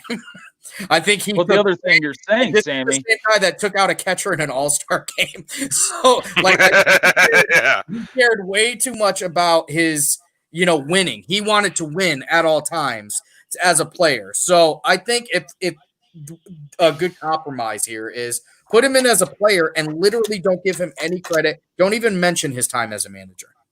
Hey, I want to bring up what AJ Long said, and I think it's a great point, because I was thinking it in my head too before he typed it. He said they can't prove he didn't, and he lied about everything else. He doesn't want in. He loves that they talk about him. He gets in, he loses that. That's my whole thought. That's what I was thinking. I mean, if Pete Rose got into the 20 years ago, he's in the Hall of Fame. Who gives two what's about Pete Rose today? Because he's Art Schlichter. He's just a gambling story. That's it. Right. That's all right. Well, I think it's a valid point. Yeah, it is a valid point. And let's keep this simple. I kind of rambled on there for a second. What Pete Rose did when he did it was illegal in baseball. Okay. Taking PEDs when Barry Bonds, Roger Clemens did supposedly wasn't illegal. They weren't in testing. So, I mean, that's kind of, for me, that's plain language why Pete Rose isn't in the Hall of Fame and why Barry Bonds and Roger Clemens should be in the Hall of Fame. I will say another baseball guy that we have that watches so frequently, Brendan, he did say steroids have always been illegal. So I just don't know. I'm just trying. If they catch you. They weren't testing for They weren't, they weren't in testing. Oh, okay, gotcha. So yeah, they weren't illegal. Bud Selig, they've been illegal, but no one tested for it. That was where the issue was. So okay, gotcha. They've been banned since 91. They haven't always been illegal, just since 91, and then in 03 they started testing after the Mitchell report. Gotcha. Correct. Yep. Yeah, it's just like anything else. I can tell you right now, like alcohol is illegal now. It's illegal. I'm not going to test you. I don't want you to do this breathalyzer. Just don't do it. Like until, Right. until you catch me, I haven't broke the law. Right. Well, let's I'm illegal drugs are illegal in That is baseball. correct. All That right. is I mean, we're not disagreeing with you, Brandon. We're not. I was just clarifying, No, so what my he's understanding saying is- was correct. He's Yeah. saying that that's where it would qualify in, is that you are not allowed to use in baseball at all illegal drugs. So they were testing for amphetamines. Thank you, all the 1970s baseball players, and Right. cocaine. Thank you, all the 1980s baseball players. They just hadn't Right. caught up to steroids Right. because They every weren't generation added in a new drug. correct. Yeah. I mean, each league had a certain banned list of certain drugs. And obviously they weren't testing for those ones that Barry Bonds and Roger Clemens was on. So yeah. They just took advantage of a situation no one else did, it sounds like to me. But anyways, Well, I mean, and then what Mhm. really, when it comes down to it, morally, what defines a performance enhancer, and what makes certain things legal and certain things illegal? Is it just from a moral perspective that certain drugs may or may not hurt the human body? Are we that concerned for the athletes? That's why I always laughed when they called marijuana a performance-enhancing drug in football. You think that's gonna help them play football, huh? Yeah. I no, always sure thought it was ain't. funny. I always thought it was funny. Like, I remember when Joe Hayden got suspended for Adderall. Yep. Like, the dude got suspended for Adderall, and we're over Yep. here making a big deal about Adderall. Little Right. Timmy in 6th grade takes Adderall. Okay. My son is like he- 6 years old and he has ADHD. He takes Adderall. Yeah, but Like, But see, I mean, see, the thing is it ain't like Joe Hayden was Doc Gooden and Tony Montana doing a Tony Montana on a mountain of cocaine in his friggin' basement. You know what I'm saying? A case can be made for an Adderall or any stimulant for that matter for focusing, for giving For you sure. that. So you can do that. Nobody has ever done anything productive after they smoked weed. I promise you. Josh Unless you're in Gordon a had food- 1,700 receiving yards one year. That was pretty damn productive with 3 Yeah, different well, quarterbacks throwing to him. It doesn't mean he was stoned while he was playing and he just frequented it. It I can does, tell you, because he if came I'm out in and the said it middle that of he a was. food eating contest, I'm winning. That's all I got to say about that. Well, Yeah. Josh Gordon came out and said he was stoned all the time. He said that was the only way he could do it. Now, marijuana, I mean, wouldn't it kind of be a performance enhancer because it kind of slows everything down a little bit? It slows everything down for you, but not the rest of the world. Okay. I would- Listen, man. Listen. So As when I you're said like before. this, and the ball's already on the ground, Okay. All right. I don't. right. You know what I mean? I don't Like, smoke I think. marijuana. Speaking But- of Major League, who was the one Joe Booze guy? What was his name? Joe Boo, man, Pedro Jabu. Serrano. Pedro Serrano. I think Yeah. in Major League 2 may have been on marijuana for the first 6 months of that season. He was okay with striking out every single time. It's not a big deal, but that's just my opinion. Here's the thing about marijuana. I don't smoke it anymore. I haven't since like 2011. But I remember the marijuana back then. That stuff wasn't weed anymore. That stuff was anxiety, self-doubt, and shame in a plant form. I don't think that's a performance enhancer at any point. I think you're having a panic attack and you're like doubting everything you did. I mean, if dude wants to smoke weed on the field, I say let him. You know what I mean? If you want to feel horrible about yourself while you're catching a football, that's great. that's a 'Cause that's it's what- a whole that's what they different, would it's a whole do. different discussion. But you know, Yeah. marijuana is no more a performance enhancer than the 14 Percocets that they're taking before they go take a snap. So I would argue Percocet's Right. a bigger performance enhancer because you ain't feeling shit if you Yeah. took a Percocet and you get hit. All right, so let's get into our top 3. We actually, like usual, Running just into rolling it, through baby. it, That's not good. running into it. That's part of this So show. let's get into our top 3. We love on this show doing top 3s of all times. Some people do top 5s. Just don't steal the top 3. That's ours, but it is what it is. Anyways, so top 3 sluggers of all time. Who you got, Mike? Oh man, easily the best hitter that I've ever seen live, and so I'm going to be biased towards guys that I've seen live. Obviously, Manny Sure. Ramirez. Manny Ramirez, number one. I don't like you. You're Best- done. I'm kicking you off. Best Best right-handed hitter I've ever seen. The fact that he could take a fastball on the outside part of the plate and just drive it over right center field with such authority was just unbelievable, in my opinion. Second, because I was a left-handed hitter, and I kind of emulated my weight transfer, leg kick, and swing after him was Todd Helton in Colorado. Todd Helton, his career is kind of overlooked because he played in Colorado, but he was a hell of an athlete. I mean, he was a pretty good quarterback for the University of Tennessee, and he went the other way very well. That's why his batting averages were always really high, and he still hit for a lot of power. Would playing in Denver be a performance enhancer? I just thought about that. So maybe you might want to put an asterisk next to his name. And then third, Ted Williams. Again, being a left-handed hitter myself, one of the most beautiful swings that he always wanted to walk down the street and be known as the greatest hitter that had ever lived, and I think he accomplished that.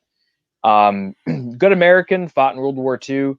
And he was just so smart. He wrote the book, The Science of Hitting, which I read probably 10 times when I thought at one point that I could be a pretty good baseball player.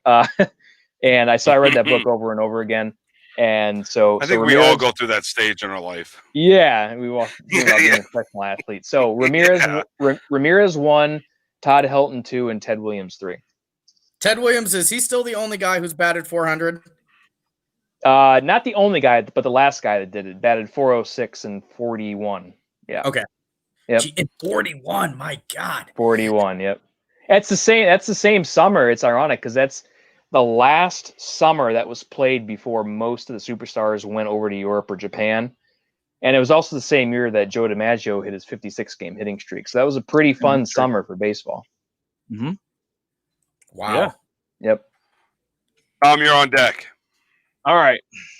My top three sluggers, starting with number 3. A guy I wasn't even alive to see, but read about him ad nauseum in the process of buying a jersey of his.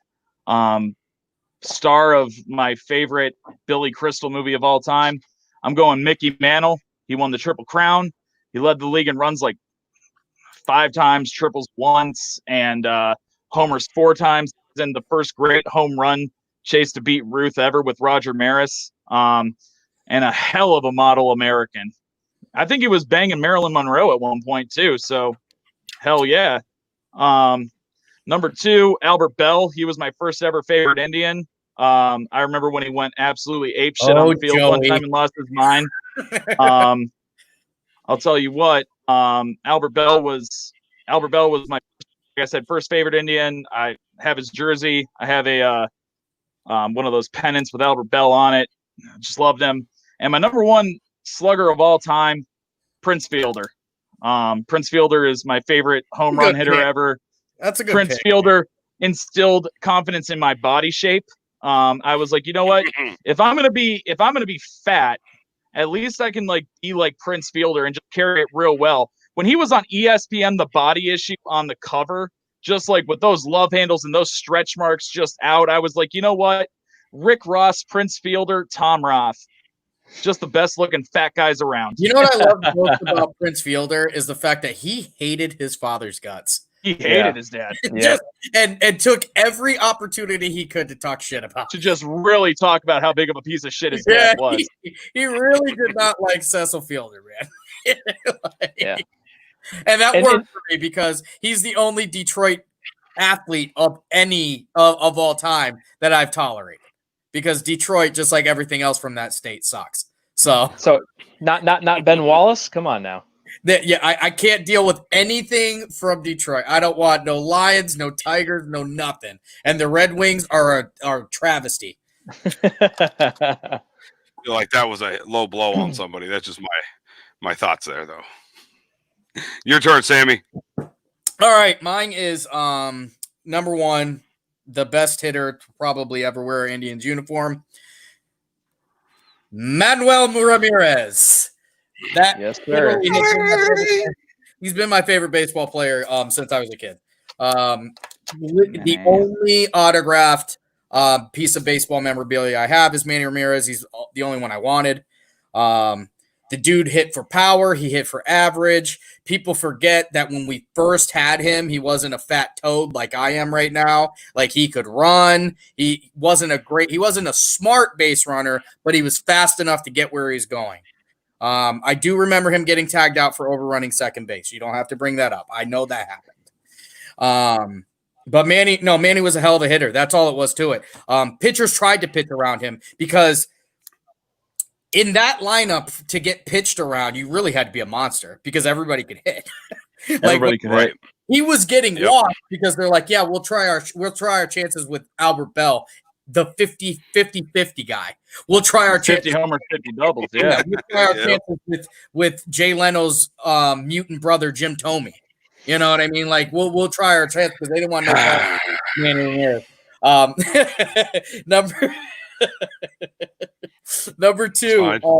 Number two for me is Barry Bonds. Barry Bonds, as far as I'm considered, he's only not number one because Manny's my favorite player. To me, Barry Bonds is the best power hitter to ever play baseball. He was a monster before steroids. I do remember him in Pittsburgh. He's one of the few Pittsburgh players I've ever liked. Everybody hated that stupid dangly earring. I wanted one. My mom sold me absolutely not. I mean, can you imagine how cool I would have been looking going into Miss Puchon's class with a rat tail and a cross earring hanging off my ear? It's never too late. It's never too late. Listen, so yeah, Barry Bonds is number two, and number three is the kid. The sweetest swing in all of baseball, baby. Ken Griffey Jr. Mm-hmm. Kenny. Those are my list. That's my list. Yeah. All right. On deck here. Listen, I don't like the Reds, but I used to love some Joey Votto. That man could pummel him. Yeah, Joey Votto could pummel some baseballs. Yes, I mean, just about knock the leather off those balls. So I don't really have the statistics behind it and all that fun stuff like you guys have. So I'm just going to quickly go through my list. Number two, Frank Thomas. Big Hurt, baby. Yeah. Big Hurt. Big Hurt. Yeah. Big Hurt. Big Hurt. Anyone that gets a video game named after them deserves to be on my list. Pick, man. I liked him, and he was on the White Sox, and I didn't like any of the White Sox. Yep. He had just a great swing, everything about him. He does, and advertises quite a bit about him. But of course, Sammy knows my answer. Player of all time ever to play baseball. His name is AJ Pierzynski. Continue. Yeah. So, anyways, and my number one will always be my number one, and I loved him. I emulated my swing off this man, except I was a righty and he was a lefty. Sammy, if you put up a green board, I'm taking you off the screen. It's just what's happening. It was Jim Thome, baby. I love Thome. I don't care what AJ says over there. I don't care what Sammy says. I don't care what nobody says. Jim Thome was the man, and yes, I know he either got up there and belted one out of the park, or he walked back to the dugout because he struck out. Because we know he couldn't run, we know he wasn't the greatest fielder, but when he hit it, that man hit it. I love Jim Thome, loved him. So Tom and Sammy, you don't like Thome? Didn't have a thumb. No, I think Sammy does in a way, but because I like him, Sammy just rags on him as much as possible. Listen, you guys don't understand. Yeah, there's a long history. There were battle lines drawn in the neighborhood back in the day. Like, as far as I was concerned, thought Manny Ramirez was the best Indian to ever play, and he thought old Jimmy the Chin was the greatest. Meanwhile, everybody else who didn't care, like the people who knew baseball, were like, "Yeah, but what about Omar Vizquel?" We're like, "Yeah, he hits singles. We're not talking about it." Yeah. So let me tell you guys a quick story about Manny. So I worked with a guy who was in the Indians clubhouse, who was a bat boy during the 1997 season, and Manny wanted him to go wash his car during batting practice. I mean, that was just one of the things that bat boys kind of did. They just ran errands for players. And Manny said, "There's cash in the car. Just, it's in the glove compartment. Just open up the glove compartment, take out a $20 bill, and just, go to the car wash." So he gets into the car, opens up the glove compartment, and there's about $20,000 to $25,000 in $20 and $50 bills stuffed Jesus into Christ. the glove compartment. That's the most weirdest thing I've ever heard in my life. So Yeah. basically, I think there was something wrong with that. what Manny must have done was just cashed one of his paychecks and just kind of threw everything into the glove compartment. Yep. That's So- another reason why he's one of my favorites, because Manny didn't give a damn about nothing. Manny, nobody was living life better than Man Ram. I'm telling you. Nobody. With that big league chew, that wad of big league chew Yeah. that was 30% chewing tobacco and 60% sunflower seed, and then 10% whatever the hell he had left in his teeth. Yeah. Yep. Yeah, he was definitely born to hit a baseball. There's no doubt about it. And a lot of people forget too. He was a great right fielder. I mean, he had a hell of an arm.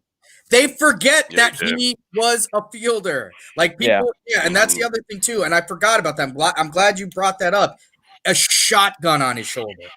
Yeah, Could throw absolutely. the ball hard and far, accurate. The problem is he got to Boston and got fat.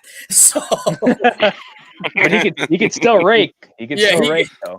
And he played the monster because they moved him over to left at Fenway, and he played the monster Yes, they really did. well. Yes, he did. Uh-huh. All right, top 3 leadoff men of all time. Mike, you're on deck. Ironically, I get to lead off, huh? Yep, you got it. All right. Again, so my bias is going to be towards guys that I have watched personally. Okay. Since you guys started number 3, 2, 1, I'll go 3, 2, 1. Number 3 for me is a guy that's actually playing right now, Matt Carpenter, from the Cardinals. High on base guy. I mean, he's everything that you look for in a leadoff hitter. Doesn't have the speed, but he gets on base. Has some pop to his bat. He's only been in the league for a few years now, but I think you're going to be hearing a lot more of him. Matt Carpenter. Number 2, Kenny Lofton. Kenny Lofton, in my opinion, was just such an exciting player, especially on that team with the 90s. I mean, he literally could do it all. He didn't hit for a whole lot of power. Later on in his career, he kind of did, but he understood his role in the lineup so well that he knew that if his role wasn't to hit a ball out of the ballpark, which he definitely had the ability to, but man, was he so exciting. That ball that he caught against BJ Surhoff in the Orioles, I think it was 96, when he scaled the center field wall, and he had about 2/3 of his body over the wall in center field, over where the bullpen was at the time, was just absolutely incredible. And he's a good ambassador to the team right now. Number 1, we just kind of talked about him because I kind of loved him as a player. My dad used to talk about him all the time. Pete Rose. You talk about a guy that put his heart and soul into the game. That guy loved baseball just as much as he loved gambling and women. But he loved baseball. I mean, he played hard. Sammy, as you point out, he pretty much ended Ray Fosse's career in the All-Star game. in an All-Star game. In the All-Star game, because he wanted to win that bad for the National League. So Pete Rose, number 1. All right. Number 3 for me, I'm gonna go Ricky Henderson. I mean, he had his on base percentage was 400 or better for I think 15 years. That's pretty crazy. Number 2 would be Ichiro Suzuki.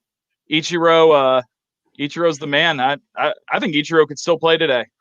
Ichiro's like the all-time hit leader across baseball as a whole, I think, like MLB, Asian League, everything.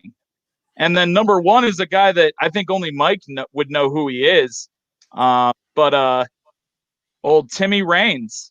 Tim Raines. Yeah, Tim Raines, man. Tim Raines. He 7 or more Tim times. Raines big too. Wasn't he a big guy? Oh yeah. Later in his career, he bulked up. Okay. Oh, yeah. But 300 average or better 7 different times. And from the leadoff spot, too. Yep. I mean, of course, you want your leadoff hitter to get on base, but 300 or better, I mean, come on. Yeah, He's and his transcendent. his career was kind of overshadowed because he played at the same time Ricky Henderson did. Yeah, him and Henderson, they literally came in together in 79, and Reigns left in like 2002 and Henderson left in 3. So it was pretty much a span of they were together they were intertwined, man. Yep. All right, so my list, everybody's covered all of them, honestly. So I'll just run through them real quick. I wasn't talking about big in height, Nick. I thought he was a bulky guy. But anyway, the leadoffs in order.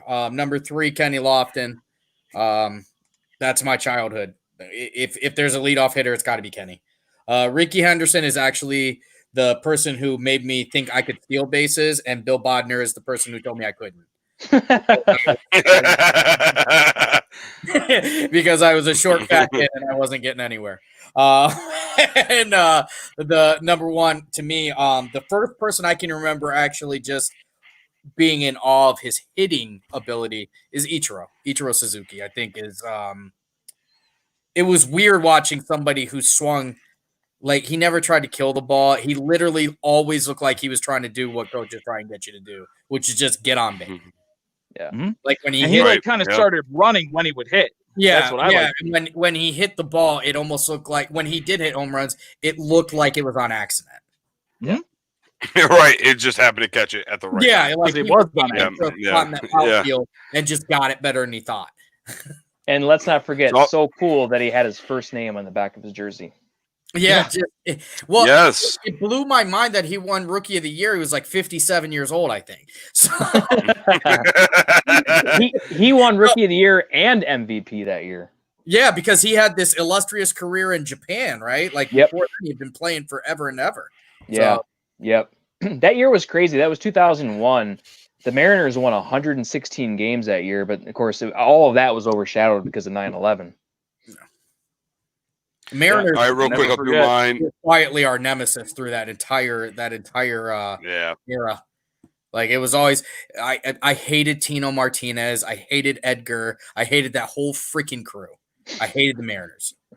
I used to be a diehard Indians fan, so I hated everybody who wasn't wearing Cleveland. Yeah.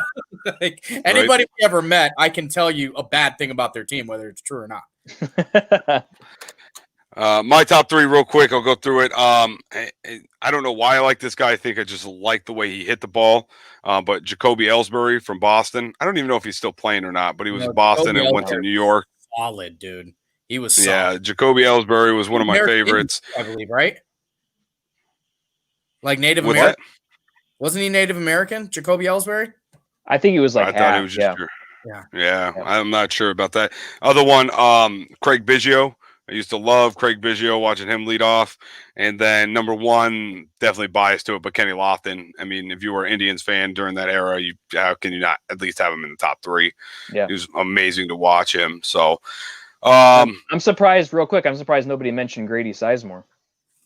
Yeah, I've seen that. And I don't follow baseball with Listen, the best Grady of them Sizemore's injuries piss me off more than anybody in Indians history. Right. So Yeah, same here.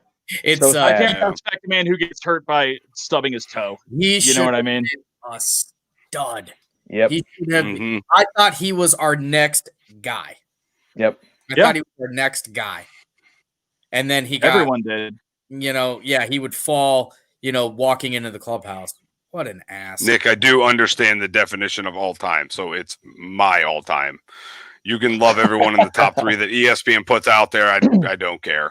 So, but yeah, anyways. Anyway, so top 3 pitchers. So I guess we'll define this. Your favorite top 3 pitchers of all time. Make it easier for Nick. So this is really going to be a top 6 because everybody's going to have 3 starting pitchers and you're going to have 3 other pitchers because they're so widely different. I'm going to start mine because I'm going to let the 2 baseball guys talk more about this. Tom pitched in college, so he is juicy fruit right now. Can't wait to go. So my top closers of all time. I'll start with my top closer. I think everybody's top closer has to be Mariano Rivera. My second one is it's literally personal preference on these next 2. Billy Wagner. because I drafted him every year on my baseball team. And Trevor Hoffman. I only pick guys that I watch. So when I pick baseball players, it's got to be somebody I watch. That's why you never see me pick anybody from like the 70s or anything. My top pitchers, starting pitchers of all time in order. Number 3, Roger Clemens. Number 2, Randy Johnson. Yep. And number 1, Pedro Martinez is my favorite pitcher of all time. I hate you so much. I'm going to go next just because. And the simple fact is his top 3 are exactly the same as my top 3, and I'm not going back through and trying to change something here, just in a different order. So I'm going to go next real quick and let the baseball guys duke it out. My top 3 pitchers, I had Clemens, Martinez, Randy Johnson. I loved Randy Johnson, especially after you watched him smash a bird, 1 in a 300 million chance or whatever it was. And then I didn't realize, I forgot that we were doing top closers. So I got 2, not 3, and I'm rolling with it. But number 1 is going to be Mariano Rivera. I do have 3, but I think we talked about it the other day. Geraldus Chapman, I do believe he is a closer now. I know he started off as a starter. I used to love watching him just belt 107 mile an hour fastball and just make people look stupid. That was great. And my number 3, I liked him because his name referred to beer. That would be Andrew Miller in the Miller Time. Miller Time. Yep. So yeah, Miller Time. I loved Andrew Miller. Especially when he came over from the Yankees. I felt like we got like a baller of a player from the Yankees. I do too. I remember that too. Yeah, when he came over, and I was like, "This is great. It's going to be amazing." That goes down in history as that one time the Dolans spent money. Right. Edwin Encarnacion. Yeah, well, they really didn't, because Andrew Miller was still under contract with the Yankees when they traded for him, so they really didn't even spend that much money. I mean, he was still underpaid. Didn't we sign Encarnacion that year though too? Yeah, we signed him. Biggest contract we've ever signed someone to, I think. I just remember thinking to myself, "You got me, you son of a gun." You got me. All right. Tom, you want to go? Go ahead, Mike. Okay. You go, and then I'll close it out. Okay, so unlike Tom, I was a hitter, so my bias is going to be a little bit towards, again, guys that I watched and guys with the Indians, because we're not going to have time to get into this discussion, but I have a disdain for relief pitchers. I think baseball is trending too much in the specialty role, and that's why its popularity is kind of winning a little bit. That's the discussion for another day.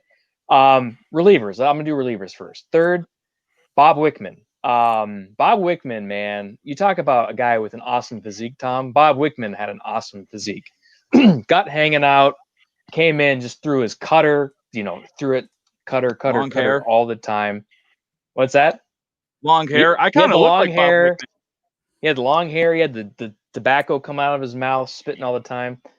So Bob Wickman, definitely. 2, going to be a little bit of a surprise. I knew who that guy was before. I probably would have liked him. You're right, Nick. Yeah, I didn't know who he was until I did a quick Google search. Yeah. Google search for him. I used to get David Wells confused constantly. Yeah. Oh, David Boomer, Wells. yeah. He was great too. Threw a perfect game while he was hungover. My kind of man. Yeah. Second, without a doubt, Andrew Miller, only because he almost single-handedly won us the World Series in 2016. If he wasn't used as much down the stretch, he probably would have. But I still remember the day that we traded for him was one of the best days of my life, because for once, the Indians actually were buyers from the Yankees. We were usually always sellers to the Yankees, and all of a sudden we were buyers. I was just stunned. And then number 1 overall is, without a doubt, Chris Perez. Just because of the fact, powers, baby. Just CP54, man, just because he said that the marijuana got shipped to his dog and not him. Yes. You guys remember that story? Yes. Okay. Oh yeah. Legend. Okay, starters. Number 3, I hate to even bring him up because of 1999, but Pedro Martinez. Love to see that guy pitch. I mean, that guy was basically a toothpick think he weighed about 80 pounds soaking wet. But man, he wasn't even a thrower. He was just a pitcher, and he was damn smart doing it. Number 2, Bartolo Colon. Again, great physique on the mound. Love that dude. And Still yeah, playing, like Yeah, I was gonna say, isn't he still playing? he still wants to play. He considers himself a free agent. Yeah, I am too. Yeah. And then number 1, CC Sabathia. Was CC such a CC was such a battler out there, man. I mean, he was not afraid to pitch inside either. Love CC Sabathia. Nice. I 3 took of the this 6 were trade overweight. I love it. trade. Yeah, exactly. Yeah. Clippy, I expected us to get rid of. CC, I thought maybe we'd keep him, but yeah. Yeah, he turned into Michael Brantley eventually. So. Oh yeah. Right. God in heaven. All right, so I'm gonna go my pitchers. I'm gonna go starting with the starters, and I'm gonna tell you what. There's a theme with my starters. You got to look at my hat right here. My dad raised me to be a Dodgers fan, so my top 3 pitchers of all time for starters are all Dodgers.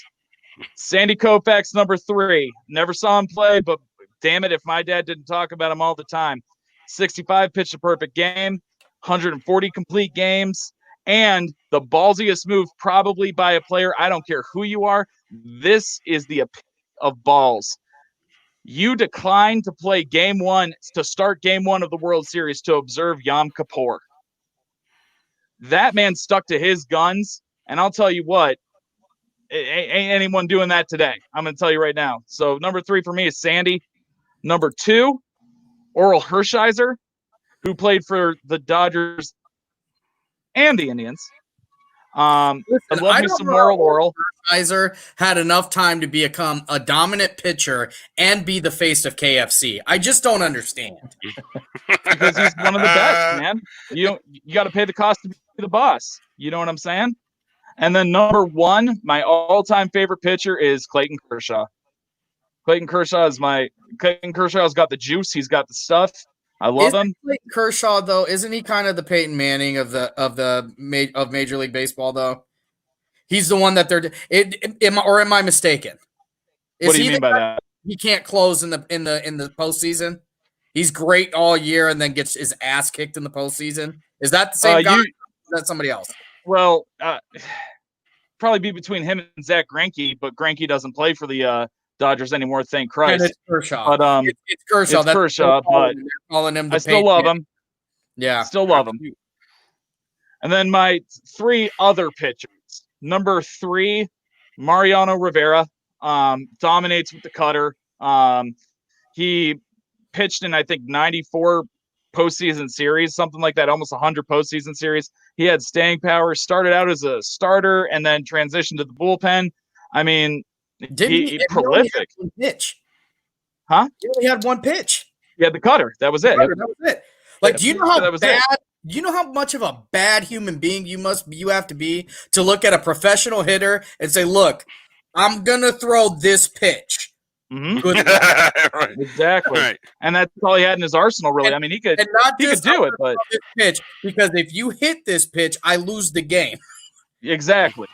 They knew what was coming. He's a bad man, that dude. Now, I could be dang. wrong. Sorry to interrupt you, Tom. I could be wrong, good. and you guys might want to fact check me here, but I think that Sandy Elamar's home run in the 8th inning in the 97 division series, I believe that's still the only postseason home run that Mariano Rivera's gave up in his career.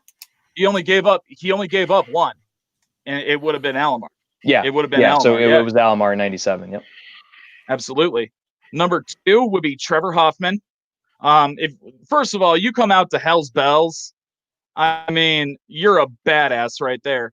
But I mean, 2-time saves champion in 98 and 06, I think. It was 06. It was right before I graduated high school. Almost 1,200 career strikeouts too.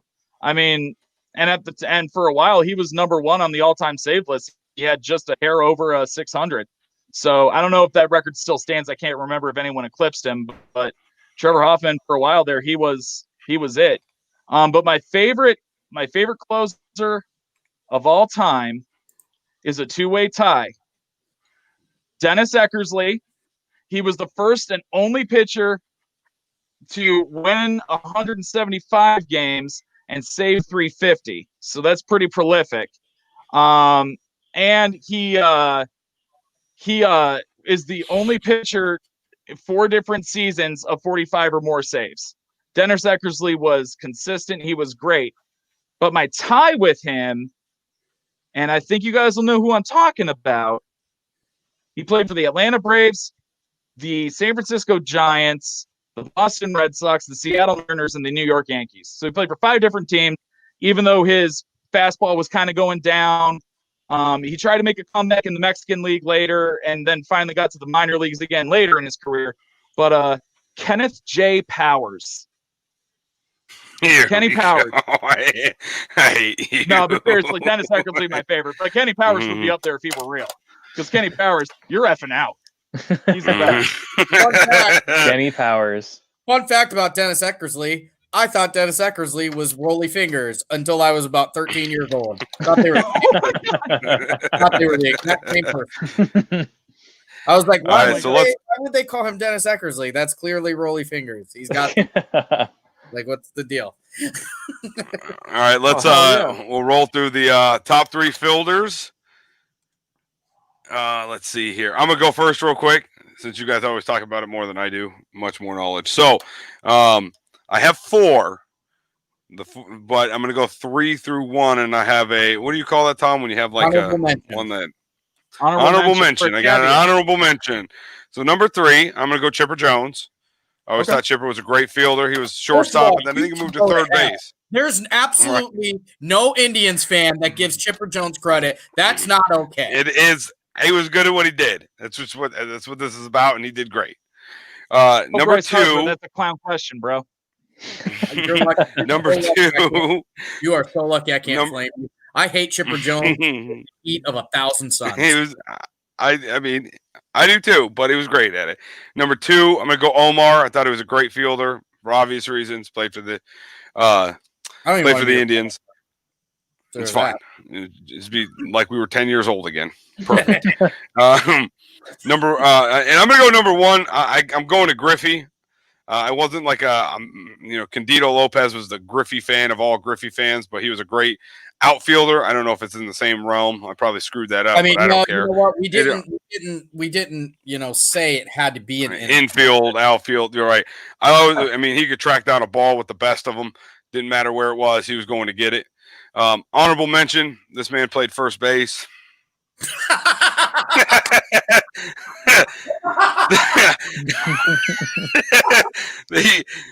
was good at third. He was good at third base. Then they shimmied him over to first when they found his true talent. Is going to be Jim Thome. That's fine. Listen, if he's on your list for that, then I need to put Omar Vizquel on my slugger list. AJ, way to go, buddy. We're starting to get along, buddy. I'm in awe. Honorable mention. That's all it is. Jim Thome's fielding percentage was near the bottom of the league. We don't even have to give him a number. We can just say, I'm not even going 3A. I'm just going A. Hey, he had a pretty good arm at third. That's awesome. That is awesome. Mike's co-signing with me here. It's fine. No, I just said he had a good arm at third. That's all I said. I'm not co-signing. Sounds like you said he wasn't too bad to me. Jim, you can have a good arm, but be a shit fielder. Yeah. Jim Thome fielded balls at third base about as good as Jason Pierre-Paul would. I did. Saying, Ryan? I did say that. Honorable mention at first base, Jim Thome. I did not say third base, by the way. So what you're saying equates to a pitcher's a good pitcher just because he throws heat, but he always throws a friggin' ball. You know what I mean? Like he always never a strike, just a ball. He walks everyone, but he can throw 98 miles an hour. So dadgummit, he's great. You can have a great arm. I don't know if I'd go that far. Fielding. All right, let me put my guy out there. Let me put my guy. I don't think he was. He played first base. He started at first base.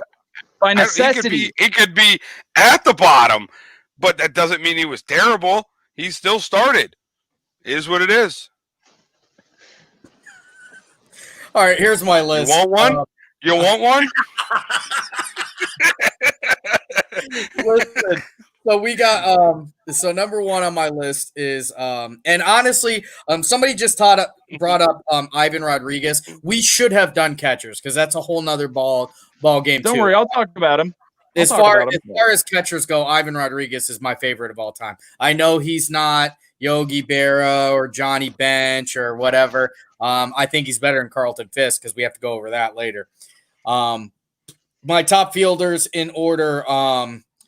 The number one is Omar Vizquel. He's the first infielder that sucked at hitting that I still thought was a good baseball player. Number two, I got him at the very tail end of his career, but he did a backflip and it blew my mind. So Ozzie Smith is number two for me. Oh, yeah.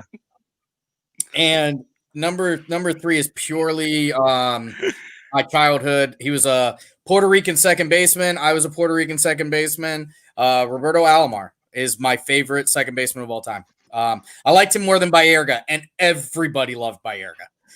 Everybody loved Baerga, including the pharmacists that lived in Cleveland. Oh God, I was gonna make a joke about that too. But so for me, fielders, number three all time is actually Pudge Rodriguez. When you throw out 46% of attempted steals and have a point, I think it's something crazy like a .991 fielding percentage, you're up there, man.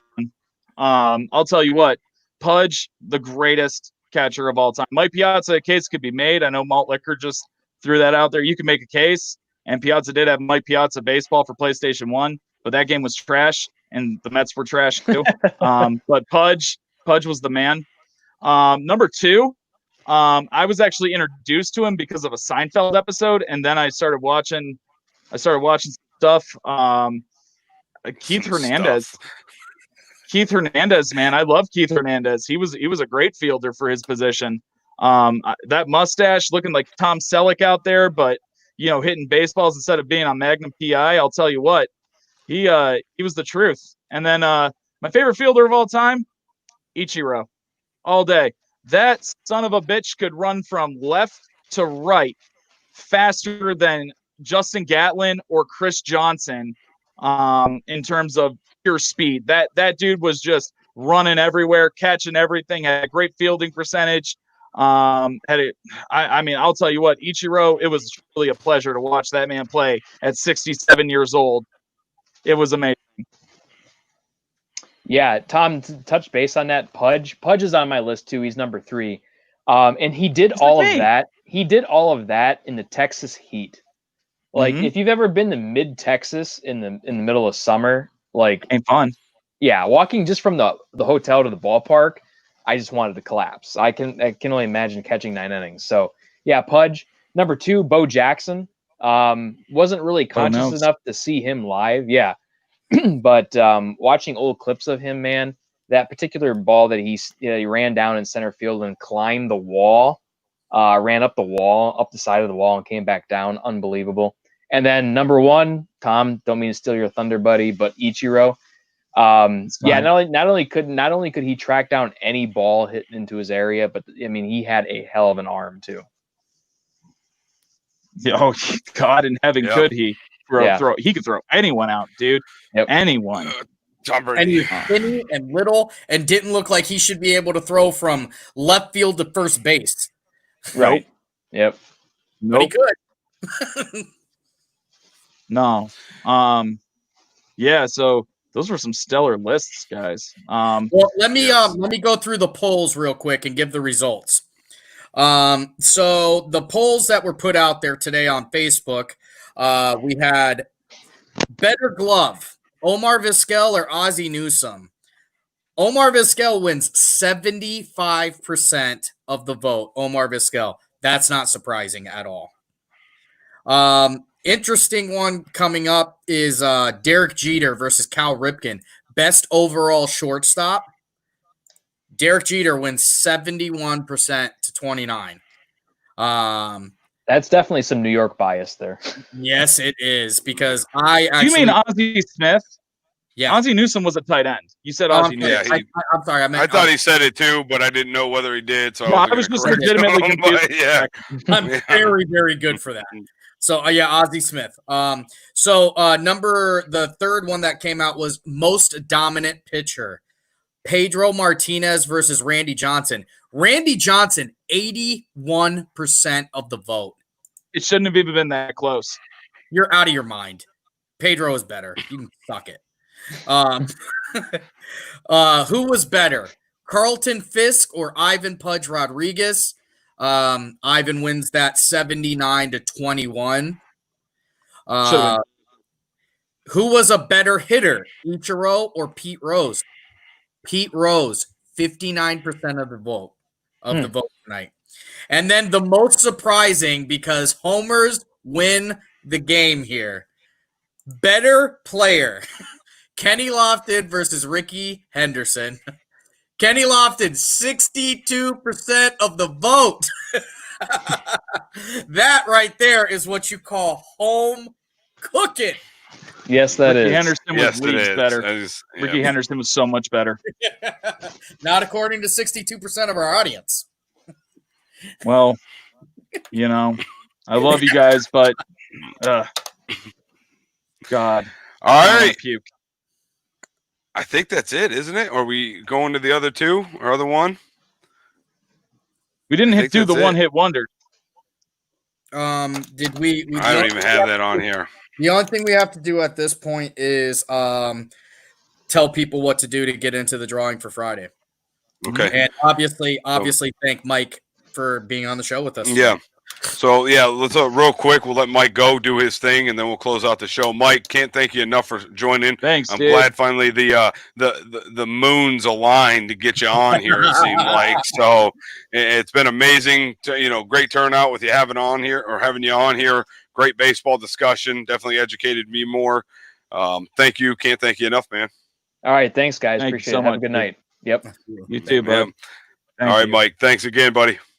So yeah, don't forget about the CCW giveaway. You see it on the bottom there, streaming through. It's brought to you by the Bobby Chenault Jr.'s Concealed Carry Weapons class. So on Friday coming up, we're going to be giving away a free CCW course sponsored by Bobby Chenault. To earn an entry into that, don't forget you either have to you got to prove to us that you subscribed over on YouTube. Sammy, you do it. You got them all in your head. I can tell by the way you're looking at me. I'm going to screw it up, and it's going to make a mess. All right, listen. Go to the website and comment on one of the blog posts. Nick Billman just posted a new blog at 8:29 tonight, so go read it. Post, comment on something on the website, www.440andgoal.com. That's one way to do it. Another way to do it, subscribe to our Instagram page. Show us that you have subscribed. Screenshot, however you've got to do it. Go to our YouTube page and subscribe to our YouTube page. And here's what I'm going to do. If you go to our YouTube page, because we really need people on there, and subscribe there and show us proof that you've done it, you're going to get 2 entries into the CCW class. So you can take the CCW class and we'll give it to you. You can do with it whatever you want. Give it to somebody if you don't have a gun, or use it yourself, because Bobby's a great, great teacher. So go to YouTube, subscribe, go to Instagram, like our page, go to the website, like or comment on one of the blogs, just show some love, and show us proof. You can send it to our inbox, and we'll get you in the drawing for the for the CCW class. Guys, this is $125 value. So get out there and start doing it. Yep. For 10 minutes of your time. I mean, honestly. Not even that. If Simple you clicks, tweet, simple wait. message. Yep. All right, guys, that is it for the night. 10:53. Great show tonight. A lot of fun, a lot of entertainment. It was a great show having Mike on. Again, can't thank him enough. Can't wait to get him back on at some point in time. So this is Ryan. I'm getting out of here. Thanks again, guys. Can't wait to see you guys on Friday at 8:30, same time. You got it, brothers. Later. Hey, thanks, guys, for tuning in. Have a great night. See you Friday. Big deuces. Let's see. Hit the right button. Bye. Rebound taken by Iguodala. Iguodala to Curry, back to Iguodala, up for the layup. Oh, blocked by James. LeBron James with the rejection. Cleveland, this is for you. Come here to cleanse your soul. Yeah, 4-4 and go. That other getting old. We got Sam Ryan time. This is a sports octagon. Sports for forever and beyond. Spend it with Sam Ryan time. From the puck to the glove to the pigskins high. Share all of your thoughts, just let it ride. Down the baseline in the bleachers, or you wanna get denied. Yeah, share all of your thoughts, just let it ride. 4-4 and go. Come here to cleanse your soul. Yeah, it's 4-4 and go. Come here to cleanse your soul. The Browns Super Bowl contenders. Hey, listen, when we start talking about what wins Super Bowl, we talk about talent. The Browns, they have the talent. They have it.